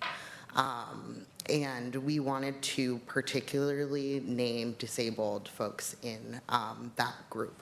So when we mean equity, we're talking specifically about accessibility for people occupying various disabled identities. Accountability is important to us as well. We hope that commitments are met and results are accounted for. Transparency, open and honest, accessible sharing of pertinent information, interdependence and collaboration. Sustainability, I want to call out as well. Sustainability, by this we really mean resilience to change. I'm sure has come up a lot, especially in the last presentation. There's a lot of political instability going on right now. So it's important to us that programs that are a priority for the county have built-in resilience to shifts in the budget, shifts in surrounding policy, national policy, et cetera. Also, prevention and public safety is a value of ours, and communication and community engagement. And we see this process that we're engaging in right now as really important to that, so we thank you for that. Next slide, please. All right, so for the non-D themes, a lot of our values ended up coalescing into 3 major themes. The first one was cross-departmental collaboration. We believe that interdepartmental and cross-jurisdictional work is the pinnacle of effective governance. This is especially important when it comes to accessibility, communications across all departments, when it comes to emergency preparedness and emergency management, especially when addressing critical infrastructure. Also, sustaining positive programs. This is basically saying we need to be thinking long-term and building capacity, especially with grant writing. We can't let that fall to the wayside. We need to find alternative avenues of funding in this current political situation, I will frame it as. And that also kind of leads into promoting a diversity of voices in governance. We think all members of the community should have access to and be able to be included in the governance process. And we know that right now, equity work, diversity, inclusion, accessibility, these are words that are being targeted fiercely by the federal government, and we should remain resolute in standing against that. And with that, I will go ahead and pass it back to Ken. Next slide. Great, thanks. Thank you. So like we mentioned earlier, the non-departmental offices have done a really great job in the past of slimming out their budgets. So this year, being more of a visioning year, I think is really due to like former work that they've done to slim this all down. So despite those tightening budgets in federal spheres, the non-departmental offices have small offices with a big impact, so they're doing things really efficiently and effectively. So we wanted to call out some things that we saw in the budget proposal that aligned with our recommendations, and I'll go office by office and talk about some highlights from our recommendations. So starting with LPSC, we wanted to highlight their equity work and advocate for sustainable sources of funding for that equity work. That's something that seems to come to the table for community safety often, and we'd love to see like perhaps a grant writer position or some weaved sources of funding that's not up for debate every single year, so that that equity work can continue year over year, particularly in the LPSC office. Government relations, we were really happy to see the budget proposal includes funding for a tribal nations summit, and that regional partnership between Multnomah County and local tribes, as that collaboration is really important to our values. For the Office of Community Engagement, we were really happy to see the funding for the Charter Review Process Manager, and we were really appreciative of the charter review process and the resources that are going to that, because that's a really great way for the community to be involved. It really hits on that accountability and transparency value of ours. We also wanted to call out that we appreciate the code change that happened previously that allows for stipends for CVAC members. That's a big accessibility piece for folks from all different backgrounds who face like time constraints and are having trouble like paying for groceries, right? Not everybody in our community has free time to just give to do this as much as they might want to. So those small stipends really do go a really long way for getting a greater diversity of voices in meetings like this. For the Office of Sustainability, we really appreciated the utility bill assistance in the budget and the returned funding for the sustainability coordinator. It went away for 1 year and now it's back, and that's something we would love to see continue going forward. And I'll pass it back to Trey for the next slide, please. All right. I'm not going to read all this. But yes, I'll start with the auditor's office. So we appreciate the fact that you are paying, or that there's money in the budget to support the transition with auditors. That said, one of our recommendations was to ensure the independence of the office, and by tying their budget to the overall county budget, rather than leaving it subject to chair approval, because this creates a conflict of interest and goes against best practices. That said, this year that did not manifest, so we're hoping in future years that is still in consideration. When it comes to the communications office, we were glad to see that they have the same budget and that they are doing lots of work when it comes to reaching out to the Spanish-speaking communities. And we still believe that there needs to be a more centralized, consistent communication infrastructure, because, and this is especially important in emergency preparedness, especially if we're trying to reach those with various disabilities. So this kind of leads into the Office of Diversity and Equity.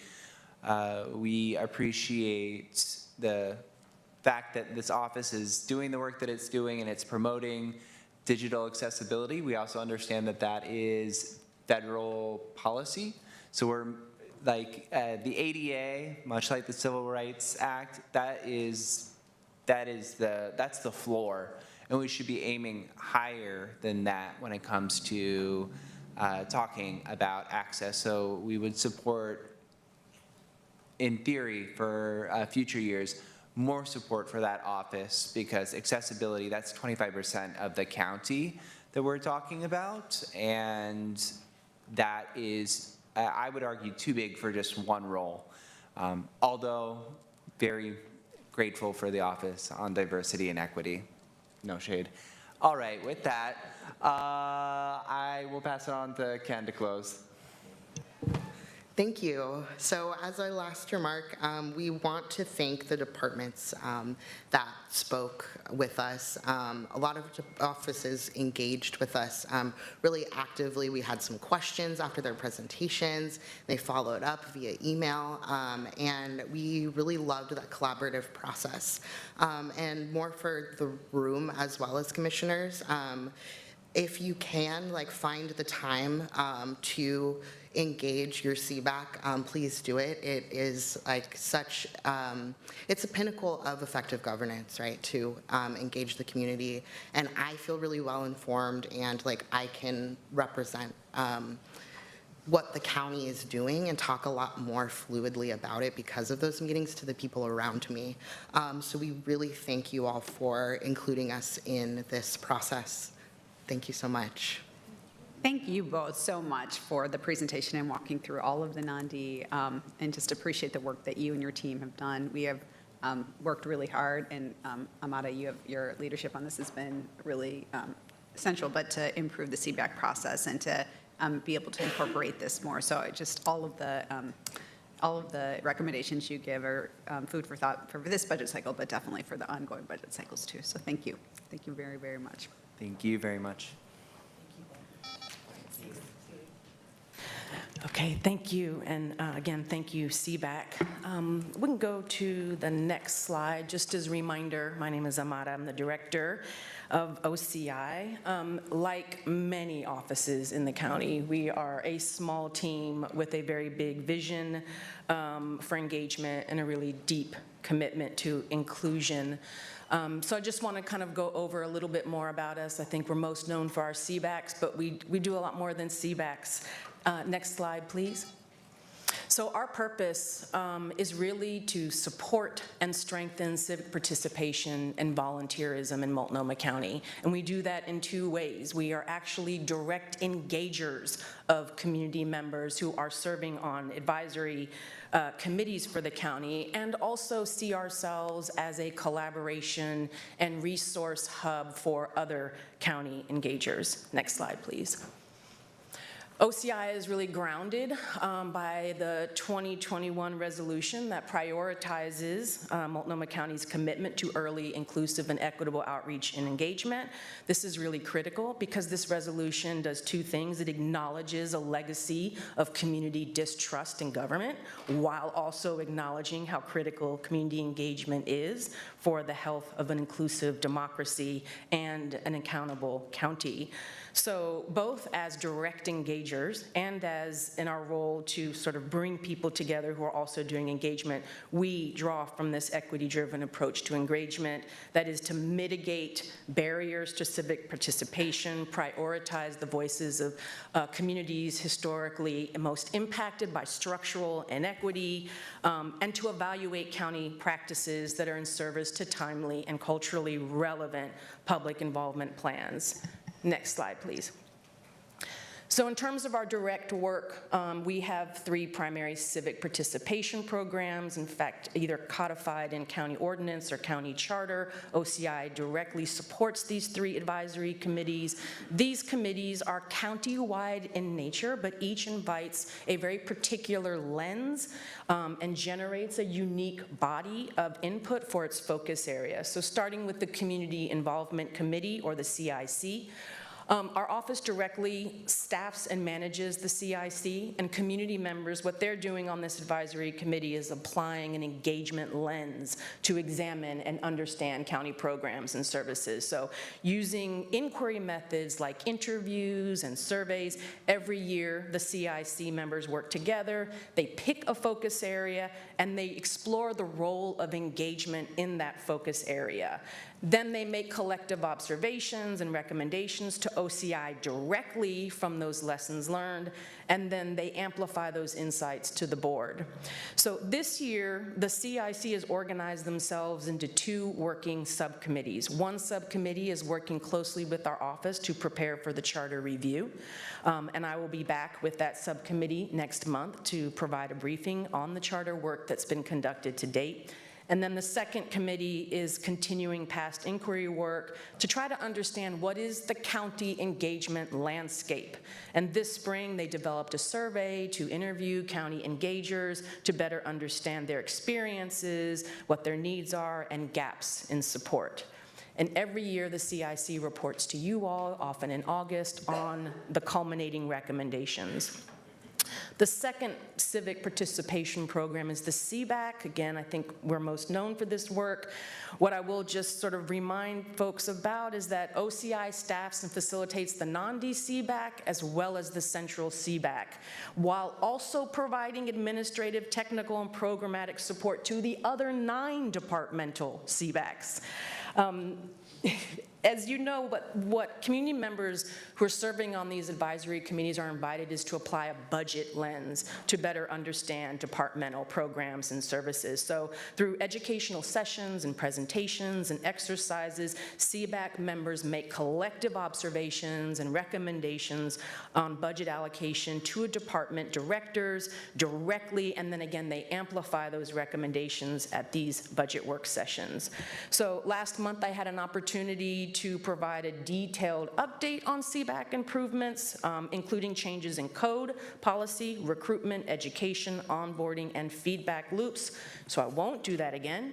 But I do want to just take a minute to appreciate the support from you all as a board, particularly supporting a multi-year improvement plan and really trusting a process.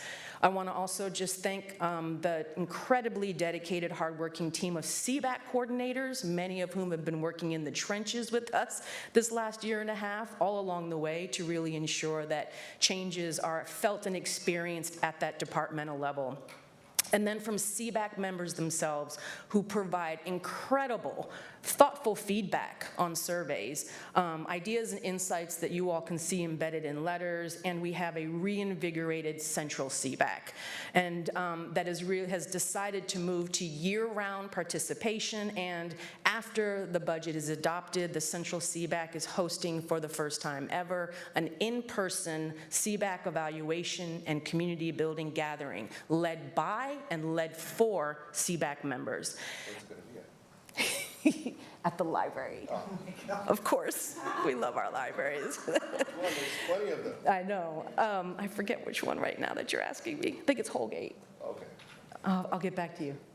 But I just want to say I think it's because of that momentum that I'm confident that OCI is going to not only stay on track with our improvements, but are going to exceed improvements to this program. And then finally, most relevant now in this moment is the Charter Review Committee, or the CRC.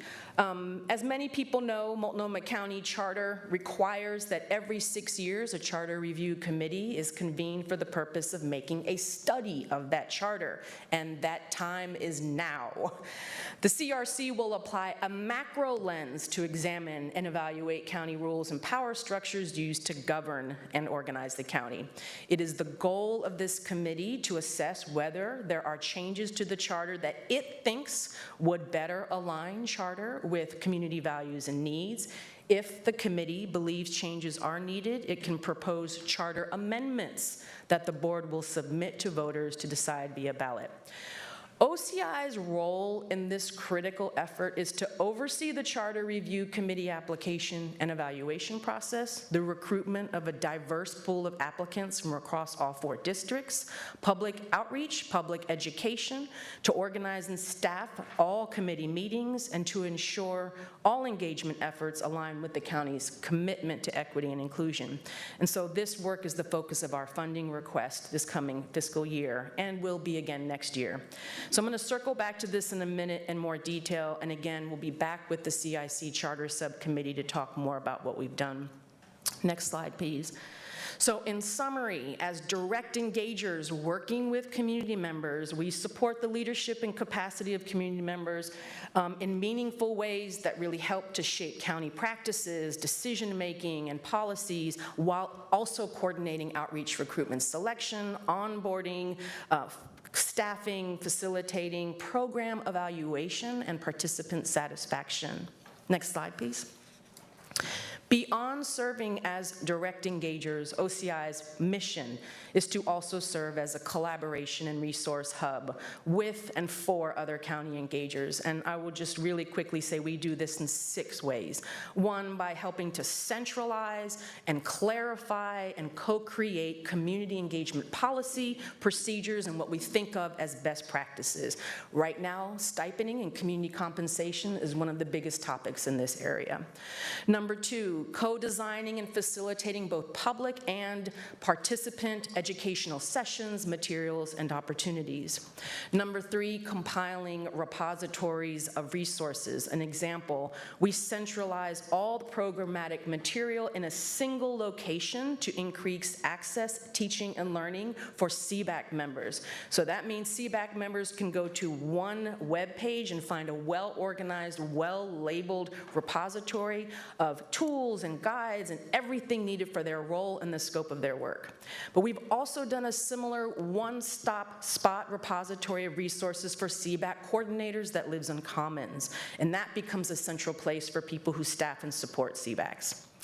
Number 4, we support and help co-lead 3 communities of practice, and in this year, in partnership with the health department's community partnerships and capacity building team, we launched a brand new community of practice for county staff who do engagement work. It is the Community Engagement Community of Practice, hosting practice-oriented in-person quarterly retreats where we can share resources and, most important, diminish these silos that we know really limit teams and programs and departments from communicating and collaborating and really resource pooling.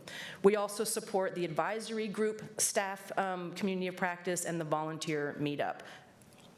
And then OCI is a sort of volunteer connect and recognition. We kind of think of ourselves as bookends to the volunteer experience. So in some ways, we act as a front door to the county's volunteer opportunities, in which we help community members navigate involvement and opportunities to find the right match for their time and their interest.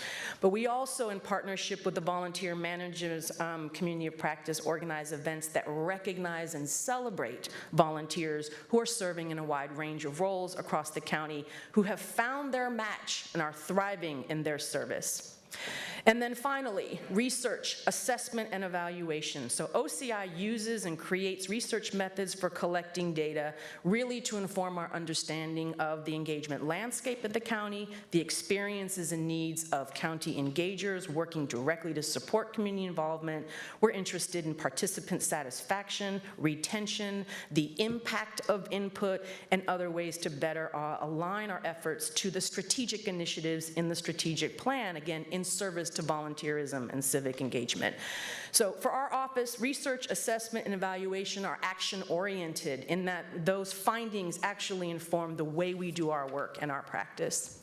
So in summary, as a sort of resource hub, engagement resource hub, we really adhere to a peer-to-peer collaborative model to support teams and staff capacity building by organizing a space for engagement discourse, tool sharing, tool building, and better synchronize support and deepen volunteerism and civic participation across the country.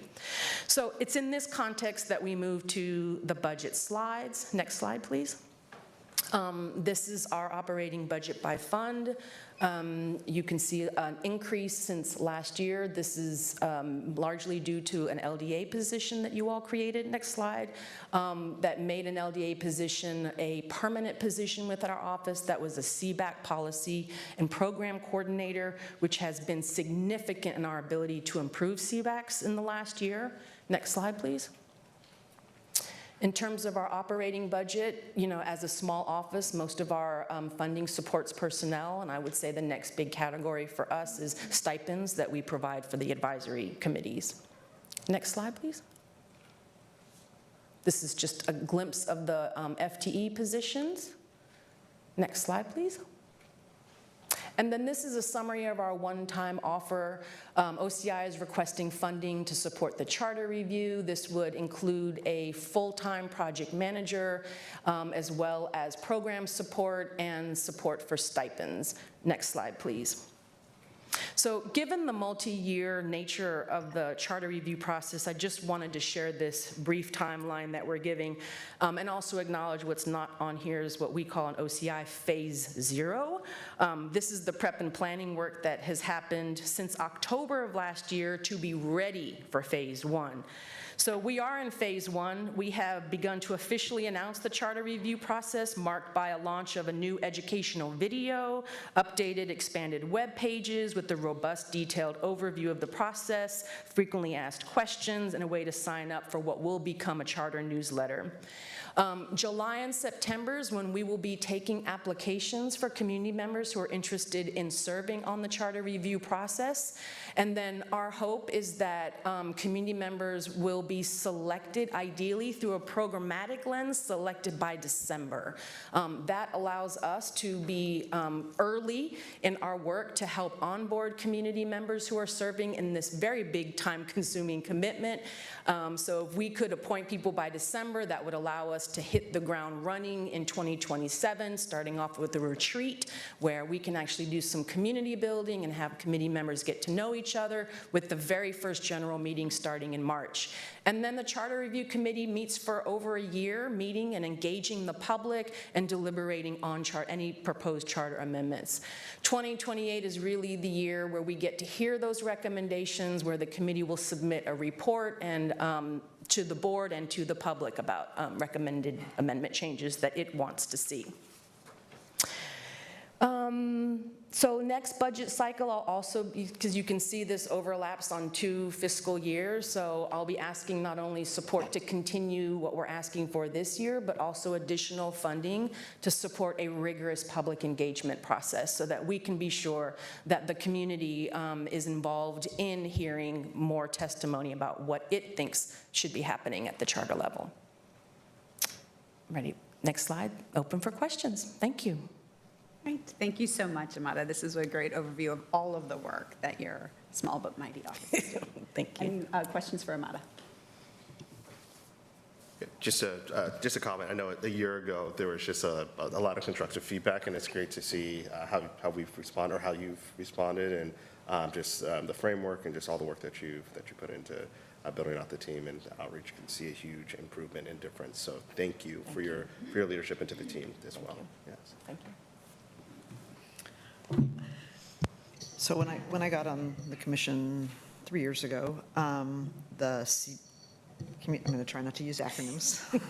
Still 3 years in, I'm still not trying to use acronyms. The community budget advisory committees were either robustly participated in, or in some cases not at all. The centralized one, there was a big question about governance and how it worked and who was leading it.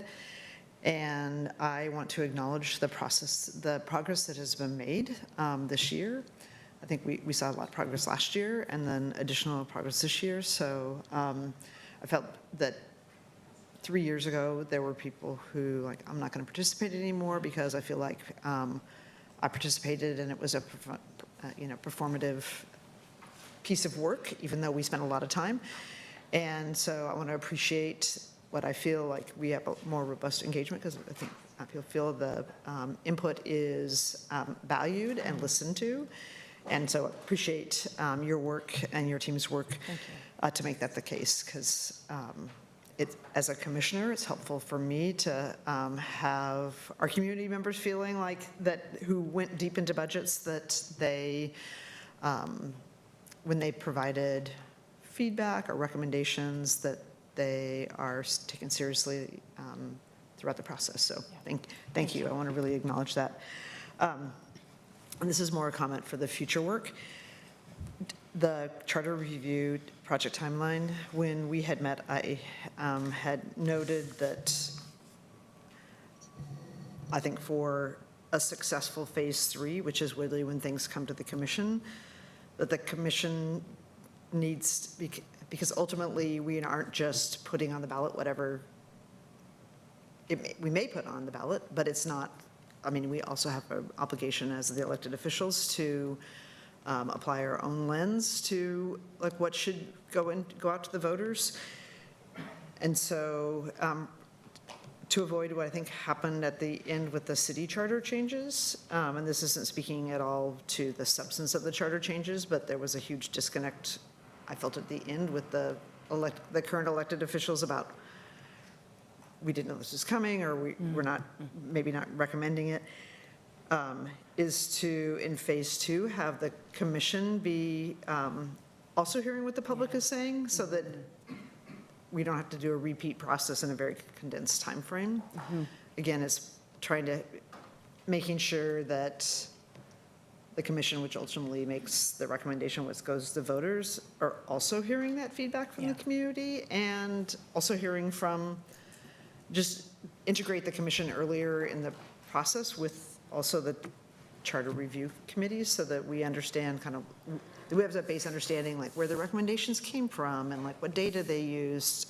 So it's not just here they are, either, move them out without asking questions, or, ignore them, which neither one of them would be, I think, good outcomes. So that would just be, again, for the future work. And I don't know how your budget impacts that, or whether it is like a non-budgetary, just more integration with the commission in the future process. Yeah, I very much appreciate that feedback, and do think that it is a non-budgetary issue, that it's really about having very clear, consistent, and frequent communication. So appreciate that. Thank you. And then and I know Jenny Madcore is online, I just want to make it clear, like this board is required to pass the, to the ballot, what the charter brings us. So we don't have the, we can't change what they bring forward, we can't overrule it, we can't not put it forward. That's part of what we do. So it's a little bit different than I think the conversation that happened at the city level last year. Thank you. Well, maybe then it's all the more important. Yeah. Because what I don't think you would want to have happen then is commissioners actively not supporting what's put before the voters. So again, that integration, I think, is just really important. So we have the same set of understandings that the community member has. Yeah. Thank you, Commissioner. Thank you. I'll just say, I also, though, do agree with you very much about the building in the ability for the commissioners and the board to engage with that, because I remember the last time the charter committee met, I was trying to meet with them, and they were running out of space to even, like have time to hear us. So I really want to make sure, because I do think that that's an integral part of the process is having that communication. Yeah. So, thank you. Commissioners would be the champions of recommended changes, and I think that happens when there is that integration. Hi. Hi.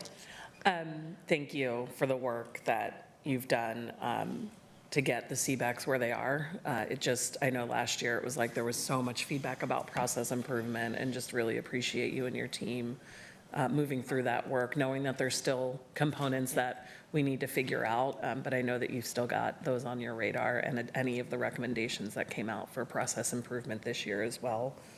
I also know that you're a small but mighty team, and so what I've been hearing from the CBACs is a level of community engagement that is the way that I think community engagement should be done.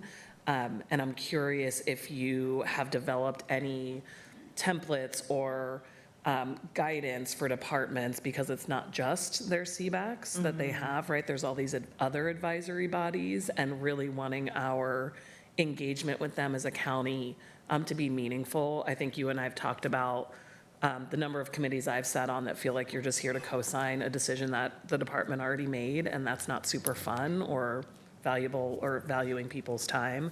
And so you've seemed to kind of crack that here, wondering what you might be doing to help guide our engagement with our broader advisory bodies. Thank you for that question. We do think we're in a place now to actually have some tools and best practices to share. And I think we've done a good job at figuring out how to share them with people who are doing the work on CBACs. So the next level, to your point, is how do we actually share that more broadly with people who are doing advisory committee work? Last year, we partnered with the COO's office to begin to understand the advisory committee landscape. We had, I would say, a low-ish submission of surveys, but among them we knew that at least there are 59 based on what was reported, which is probably really low. And I think the challenge for us, and this does become a capacity issue, is I think, we're an office that is committed to and comfortable with research, but don't have capacity to do much of that research. I think the strategic plan offers us a really great opportunity to think how to do that research countywide. We're really interested in working with the strategic plan SPARK team and thinking about that category of volunteerism and civic engagement. So I think that it is a capacity issue for us and also a question mark for the county on the work. And so I think we would definitely need a partner to carry out that work, but I think that we are in a good position to begin to do that collaborative work and address that need. Thank you, that's really helpful. Yeah, thank you. I didn't hear any snaps from either of these two. No strategic plans. You said strategic Is plan Chris here? and SPARK. You don't have to snap after Chris. You just let it sink in. It's poetry. I would just like to note that I really appreciated the participation of all the CBACs. I thought we got very useful input. I think it's probably a reflection of a lot of the hard work that went into that, to feel that it was substantive and thoughtful and really helpful from the perspective of trying to understand, what our community wants us to prioritize and the lens that they looked at these difficult decisions. So I really appreciate that very much. And it also felt, the tone of CBACs were more positive. So that also made me hope and believe that it was a more fulfilling experience for the participants. So all around, really happy with the changes that we've gotten and found it quite useful. So thank you. Thank you. It's great to hear. Thank you. Okay. I just have, I'm sorry, were you going to say? I was just going to say thank you again, Chair Madden and co-chair or member Hendricks. Partner in crime. Partner in crime, for your contributions in representing the CBACs and also our districts respectfully. So thank you again. Yeah, okay. Okay, that's just what I was going to add, because I was remiss talking about how much better the process was, and thank you for the work you did. I want to acknowledge that. All right, thank you so thank you much, so much. Amada. Appreciate all the great work that you are doing and continue to do. And thank you again for all the help with the public budget hearings that you are doing well, which are a great way to bring in the community voice as well. All right, we're going to move on to our last office that we're hearing from today, which is our government relations. And we have Stacy Cowan, Director of Government Relations, J.R. Lilly, Tribal Liaison, here to present this morning. Good morning. Good morning, Chair. Good morning, Commissioners. My name is Stacy Cowan. I use she, her pronouns. I'm the Director of Government Relations, and with me today. Good morning. I'm J.R. Lilly, Tribal Relations Liaison. Use he, him pronouns, and I'm part of the Red Rent Water people, born for the Cliff Dwelling people. Great. Thank you so much for having us today. We're here to talk to you about the Government Relations Office fiscal year 2027 approved budget. I know we're standing between you and lunch. We will be as concise as two government relations professionals can be. I did have a small reflection, though, as I was just sitting there and we're going through our presentations, and I just want to say how incredibly impressed I am with my colleagues, all of my colleagues, but especially the work being led by Officer Shepard and Director Perez. They set an incredibly high bar, of which I hope to meet. Anyway, so just sitting here today, I know these are long hearings, we appreciate it, but I get to hear all the incredible work my colleagues are doing, so. Yeah, so much for being efficient. All right, next slide, please. And I'll turn it over to JR. Yeah, our office serves as a liaison between Multnomah County and various government bodies, which includes the federal, state, tribal, and local governments. We work to make sure that we represent the county with one voice. Great, next slide, please. So, as has been said, we are also a small but mighty team. 77% of our costs come from personnel. This year, we did put forward a request for one-time only funds for a regional tribal summit. JR is going to speak to that in just a minute.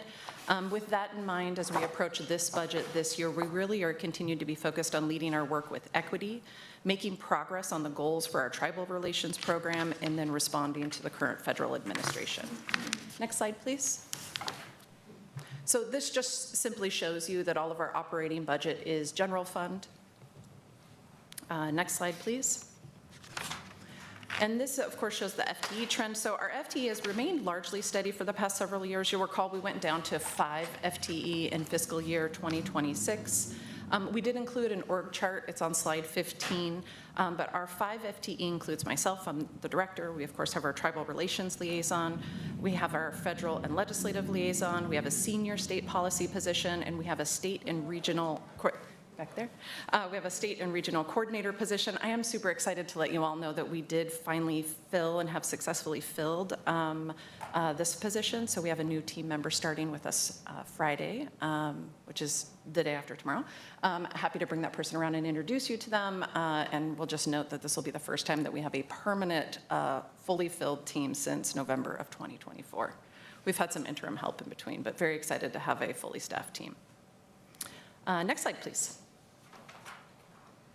So again, this just shows that 77% of our budget is personnel. Another large part of the government relations budget is our federal lobby contract. I think that has proven to be incredibly worthwhile investment, especially over the last couple of years. We relied heavily on them as we navigate some pretty uncertain times.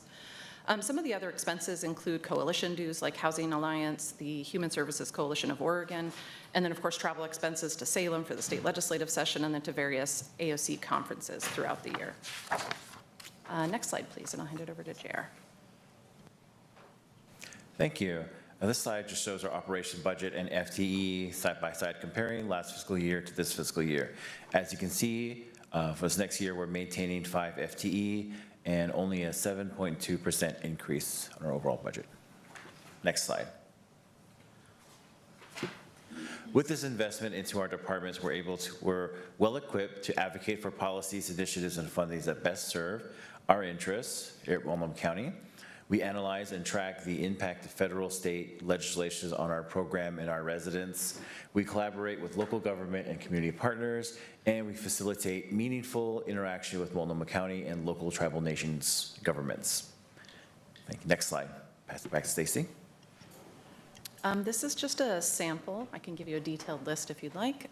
This is a sample of some of the accomplishments for government relations over the last fiscal year.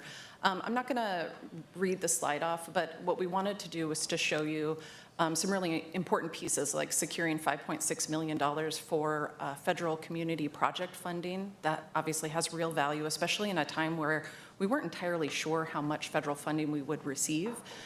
To things that are a little bit more relational, so coordinating and facilitating numerous engagement opportunities with you all and elected partners, all of the incredible work that Diana's been doing around coordinating comment letters and federal advocacy efforts, both sort of internally and the work externally with our regional partners. Some of the really important wins during the legislative session, again, a time we weren't quite sure what kind of wins we would come away with. Tom worked closely with folks to successfully advocate for state funding to include new revenue for counties in House Bill 3991. And then some of the really important work led by JR around co-sponsoring proclamations and the coordination of tribal consultation. Next slide, please. Some of the challenges we identified, these are some external challenges that we, of course, face in the work that we do. We expect to continue to see limited state dollars available for the services that the county provides. Additionally, continued federal uncertainty makes it very difficult to anticipate funding availability. Again, as I mentioned, we have been able to receive some federal funding. It's just not predictable, which of course remains a pretty significant challenge. Next slide, please. So for government relations in fiscal year 2027, this budget does not include any reductions for government relations. We very much appreciate that. Thank you. And then, in fact, we are very grateful to the chair for including $20,000 in one-time only funding for the Regional Tribal Summit. I can go ahead and turn it over to JR, and he can talk a little bit about that proposal. Next slide. Yeah, next slide. Thank you. Thank you. We are so excited. A local tribal nation summit. The goal of this would be to co-host a gathering with local jurisdictions and local tribal nations to discuss and share priorities and framework about tribal consultation. As the federal government will be working to celebrate their 250-year anniversary of declaring independence, we here at Multnomah County aim to honor the sovereignty and nationhood of the indigenous people who have been on this land since time immemorial. This summit will set up a true government-to-government relationship and will demonstrate our tribal partners that we respect their sovereignty and our treaty rights, which are the supreme law of the land. So far, we have some commitment from the City of Portland and Metro to partner with us in this effort. We're waiting to hear from their respective budgets to determine their level they're able to contribute to the gathering. We envision a multi-day series of meetings to discuss collaborations, consultation efforts, and advocacy agendas. For example, Multnomah County could host conversations with our health department, tribal nation clinics that are operating here in Multnomah County, NAR Northwest, and the Northwest Pacific Area Indian Health Board, have conversations about how are we serving our indigenous citizens here to the best of our ability. Our desire to co-create an agenda and details with the tribes and local government staff once funding is confirmed. We'll get together, form a planning committee, and love to have all your input and support throughout this process. Thank you, Chair. And I think the other thing that we'll note too, I think in terms of timing, we're thinking likely in the fall, which gives us plenty of time to help inform both the state and federal legislative agenda that we will be adopting and approving here at the county, and then of course with our city and metro partners as well. So just an important part of the establishing a framework around consultation, and then in a very real way informing the work that we're doing on the ground in the immediate future. We can take next slide. I think with that, happy to answer any questions. All right, thank you both for the brief but very informative presentation. We'll open it up to the board for questions. That's the best picture. Are there particulars, I know you mentioned you'd appreciate support. Are there particular things that we can do as commissioners that are helpful around the summit? And maybe that's a stay tuned, but also curious about if there was a particular funding request of other jurisdictions, because I have not been tracking that in their budgets. Thank you for the question. Two questions. Well, that's the first one, but we're asking the other jurisdictions to match our investment of $20,000. The City of Portland right now is debating an amendment for $30,000 for their investment.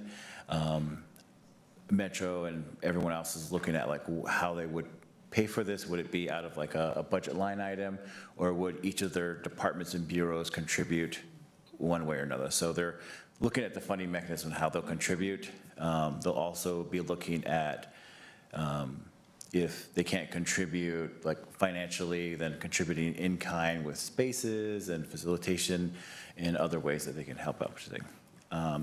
I think once we get everything confirmed, we want to co-create the agenda with tribal nations so that we're not creating the agenda and then inviting them to it. We want to make sure like that their voice is involved in creating the process. So just respecting their sovereignty and upholding like, oh, we were going to make this beneficial for you and us as well. So making sure we be part of that conversation and stay engaged.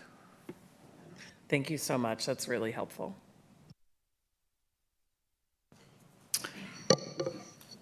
Go ahead. I'm just trying to think about the landscape for next year. I think it'll be a lot of work. Curious about what degree we should be working before, particularly a long session. You know, we have our contracted services in DC, and I'm sure if there's an emergency, they will let us know. But for the legislative long session, knowing that it is a reduction scenario, how you view how the commission should be working with your team pre-session to make sure that we're doing the education and the coordination to really hopefully inform our delegates around, you know, what's at stake with certain proposals that we're hearing, or just the reality of what's coming down with HR 1 or other federal changes. Thank you for the question, Commissioner. I think, so our team right now is in the process of doing some, what I call kind of just strategic planning. We've always done opportunities for engagement with you all. We do different tour options. We've done shelter tours. We've done PFA site tours. We're looking to sort of almost systematize that a little bit more, make that more robust. We've also talked about how do we make sure that we're not just inviting our state delegation, but our federal delegation, our local tribal elected leaders. How are we opening it up and bringing in all of the different partners that we work with at all of the different levels? I like to be really strategic and make sure that we're creating learning opportunities and engagement opportunities on the items that we think will be of most importance during session. So we're trying to build out what that list could look like, and it would be my hope that those will be opportunities where we identify a couple of champions in that area. So say it's a shelter tour. We use that as an opportunity to educate our local electeds on the budget decisions that you all made. What is the current status around homelessness response in the region, and then what are our needs moving forward? What's great about that opportunity is we get to be really transparent. We don't have to be quite as strategic in terms of like what the political landscape is. When we go to session, we'll have to be really thoughtful about, you know, what asks can we put out there, what money is available, but this will be a learning opportunity, so we'll be able to bring folks in. And one of the things I know the chair and I have talked about is really trying to be thoughtful on educational opportunities around our budget. So how are you all making these difficult decisions? What decisions did you make so that as the legislature is grappling with their decisions, they can make them in an informed way, knowing what you all have decided, right? So that we're not cutting upstream, we're making thoughtful strategic investments that actually have the right outcomes in the community that we're looking for. So my hope is to be able to come to you in the next couple of months with some opportunities, and of course looking for your feedback. What are we missing? What are other opportunities? And figuring out how to plug each and every one of you in. And that work really should happen through the summer and through the fall. At the legislature for policy bills, they have a deadline of September 11th to be able to submit bills for pre-session filing. That's kind of an important deadline that we'll want to watch for. So it'll be really important to be having those conversations through the summer. So we have to do that work, though, in order to be successful. We need to make sure that they understand what's actually happening in the community, so that when we come to them and we're advocating for different things during the session, that they have all of the background knowledge that they need to be able to make those decisions.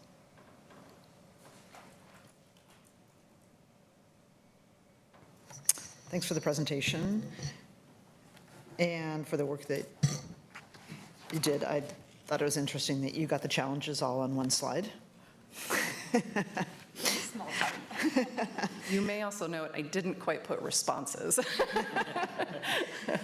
To be determined. So very supportive of the Tribal Summit. One additional jurisdiction I would suggest adding is local, specifically Portland Public Schools. They have better requirements in the Indian Ed Act to provide education services, and they have a lot of students, and so I would say they would be another important jurisdiction that potentially could be added. Just it's not a direction, just recommendation is like they would be another good partner, and I think they're also doing some good work that could be stitched into a larger multi-jurisdictional and tribal conversation. And then my question is, this isn't a question I've asked most other presenters, but it seems like in the environment we're in federally, with just both funding and also from a policy standpoint that's very oppositional to the county's values, should we have an initial budget add so that we can be either like more on the offense or play a stronger defense? I'm just curious because you're such a small team, and like in normal times, it seems maybe manageable. Maybe it doesn't seem manageable, but like just in the environment we're in now with all the uncertainty, I'm just wondering whether we are adequately, whether you feel like we have adequate staff to, defend the county's programs or funding in a way that, or whether a small increment of additional funding could make a difference. Yeah, I really appreciate that question, Commissioner. I think, so a couple of things. I think, we feel very well represented by Thorn Run at the national level. The lobby team that we're working with is a team we've worked with for a number of years, and they've recently moved to Thorn Run. They have a lot more resources available to them, and we actually do have a little bit of room in the budget. One of the things they've talked about is bringing on a Medicaid specialist, for example, within their team. And so I do think we actually have a little bit of flexibility to increase the resources that we're sending to them to help cover a larger scope of work.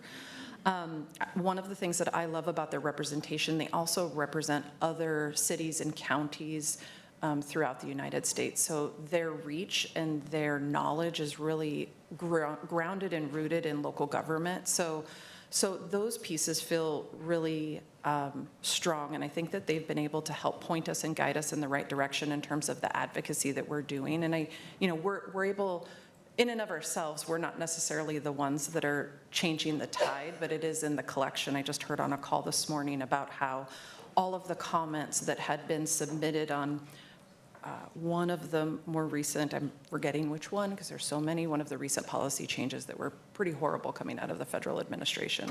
And we had an effect. And it wasn't just Multnomah, but it was the work we were doing collectively with all of our regional partners. And so, I would never want to turn down the opportunity to have additional resources. Sitting here right now, I'm not sure that that necessarily would be what we would need. I think we have the resources we need to be able to lend our voice to this bigger movement, and our lobby team is doing a really great job of pointing us in the direction, pointing us and helping guide us to where available funds are, and then helping to lend our voice to that larger advocacy effort that's happening.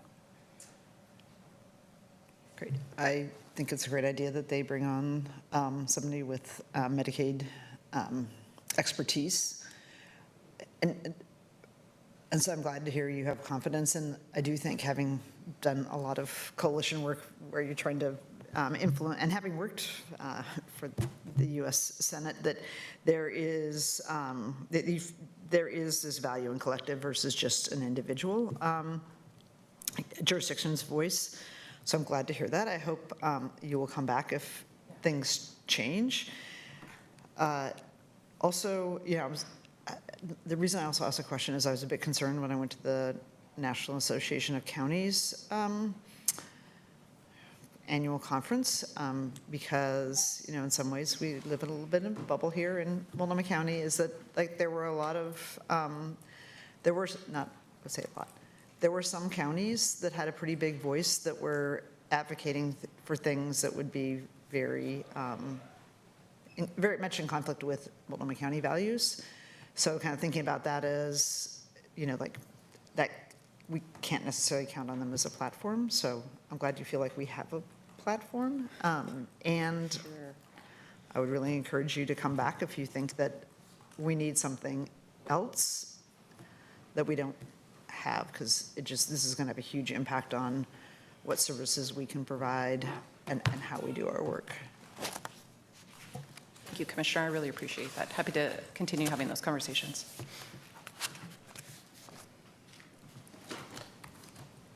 You're amazing. Thank you. You and your team is amazing. No questions. Thank you for just providing clarity as far as the need. There really isn't a huge need for additional funding as far as the work is concerned.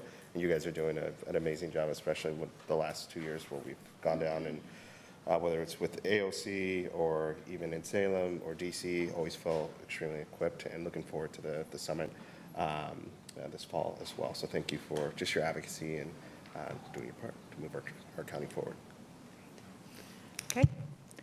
Thank you so much. I just want to acknowledge Tom and Diana in the audience here, who makes up the rest of our GR team, and really glad to hear that you're filling out your team with the new hire as well. So thank you so much. So that concludes our board work sessions for this morning. Are there any budget amendments or notes that anyone would like to bring forward this morning? We are returning this afternoon at 1 p.m. too. Yes. All right, I'm going to start paying for some things. And I think we all know from where, the revenue forecast. I have a budget amendment to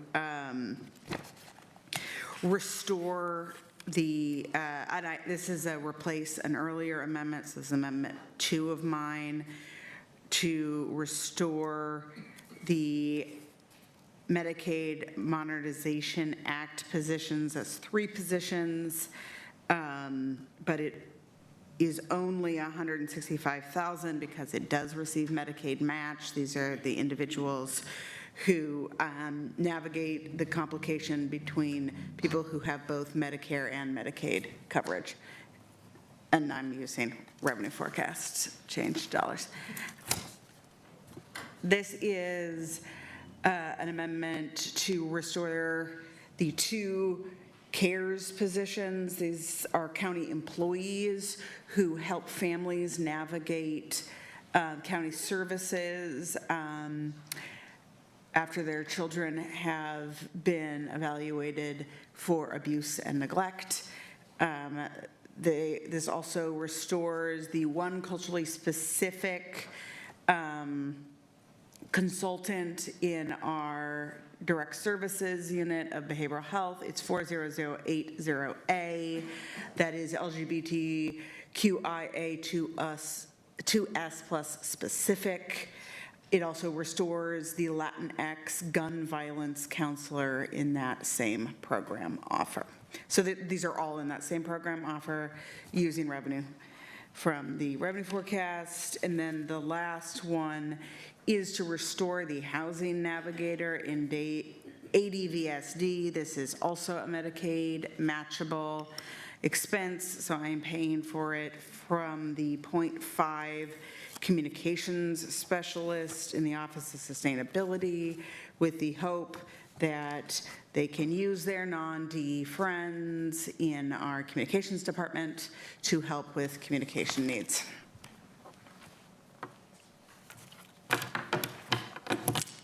Thank you. Any other notes or amendments for this morning? Okay, great. Thank you so much, everyone. Really appreciate the good work this morning. That concludes today's budget work session. Our next meeting will be budget work session number 16, scheduled for today at 1 p.m. There being no further business, we are adjourned.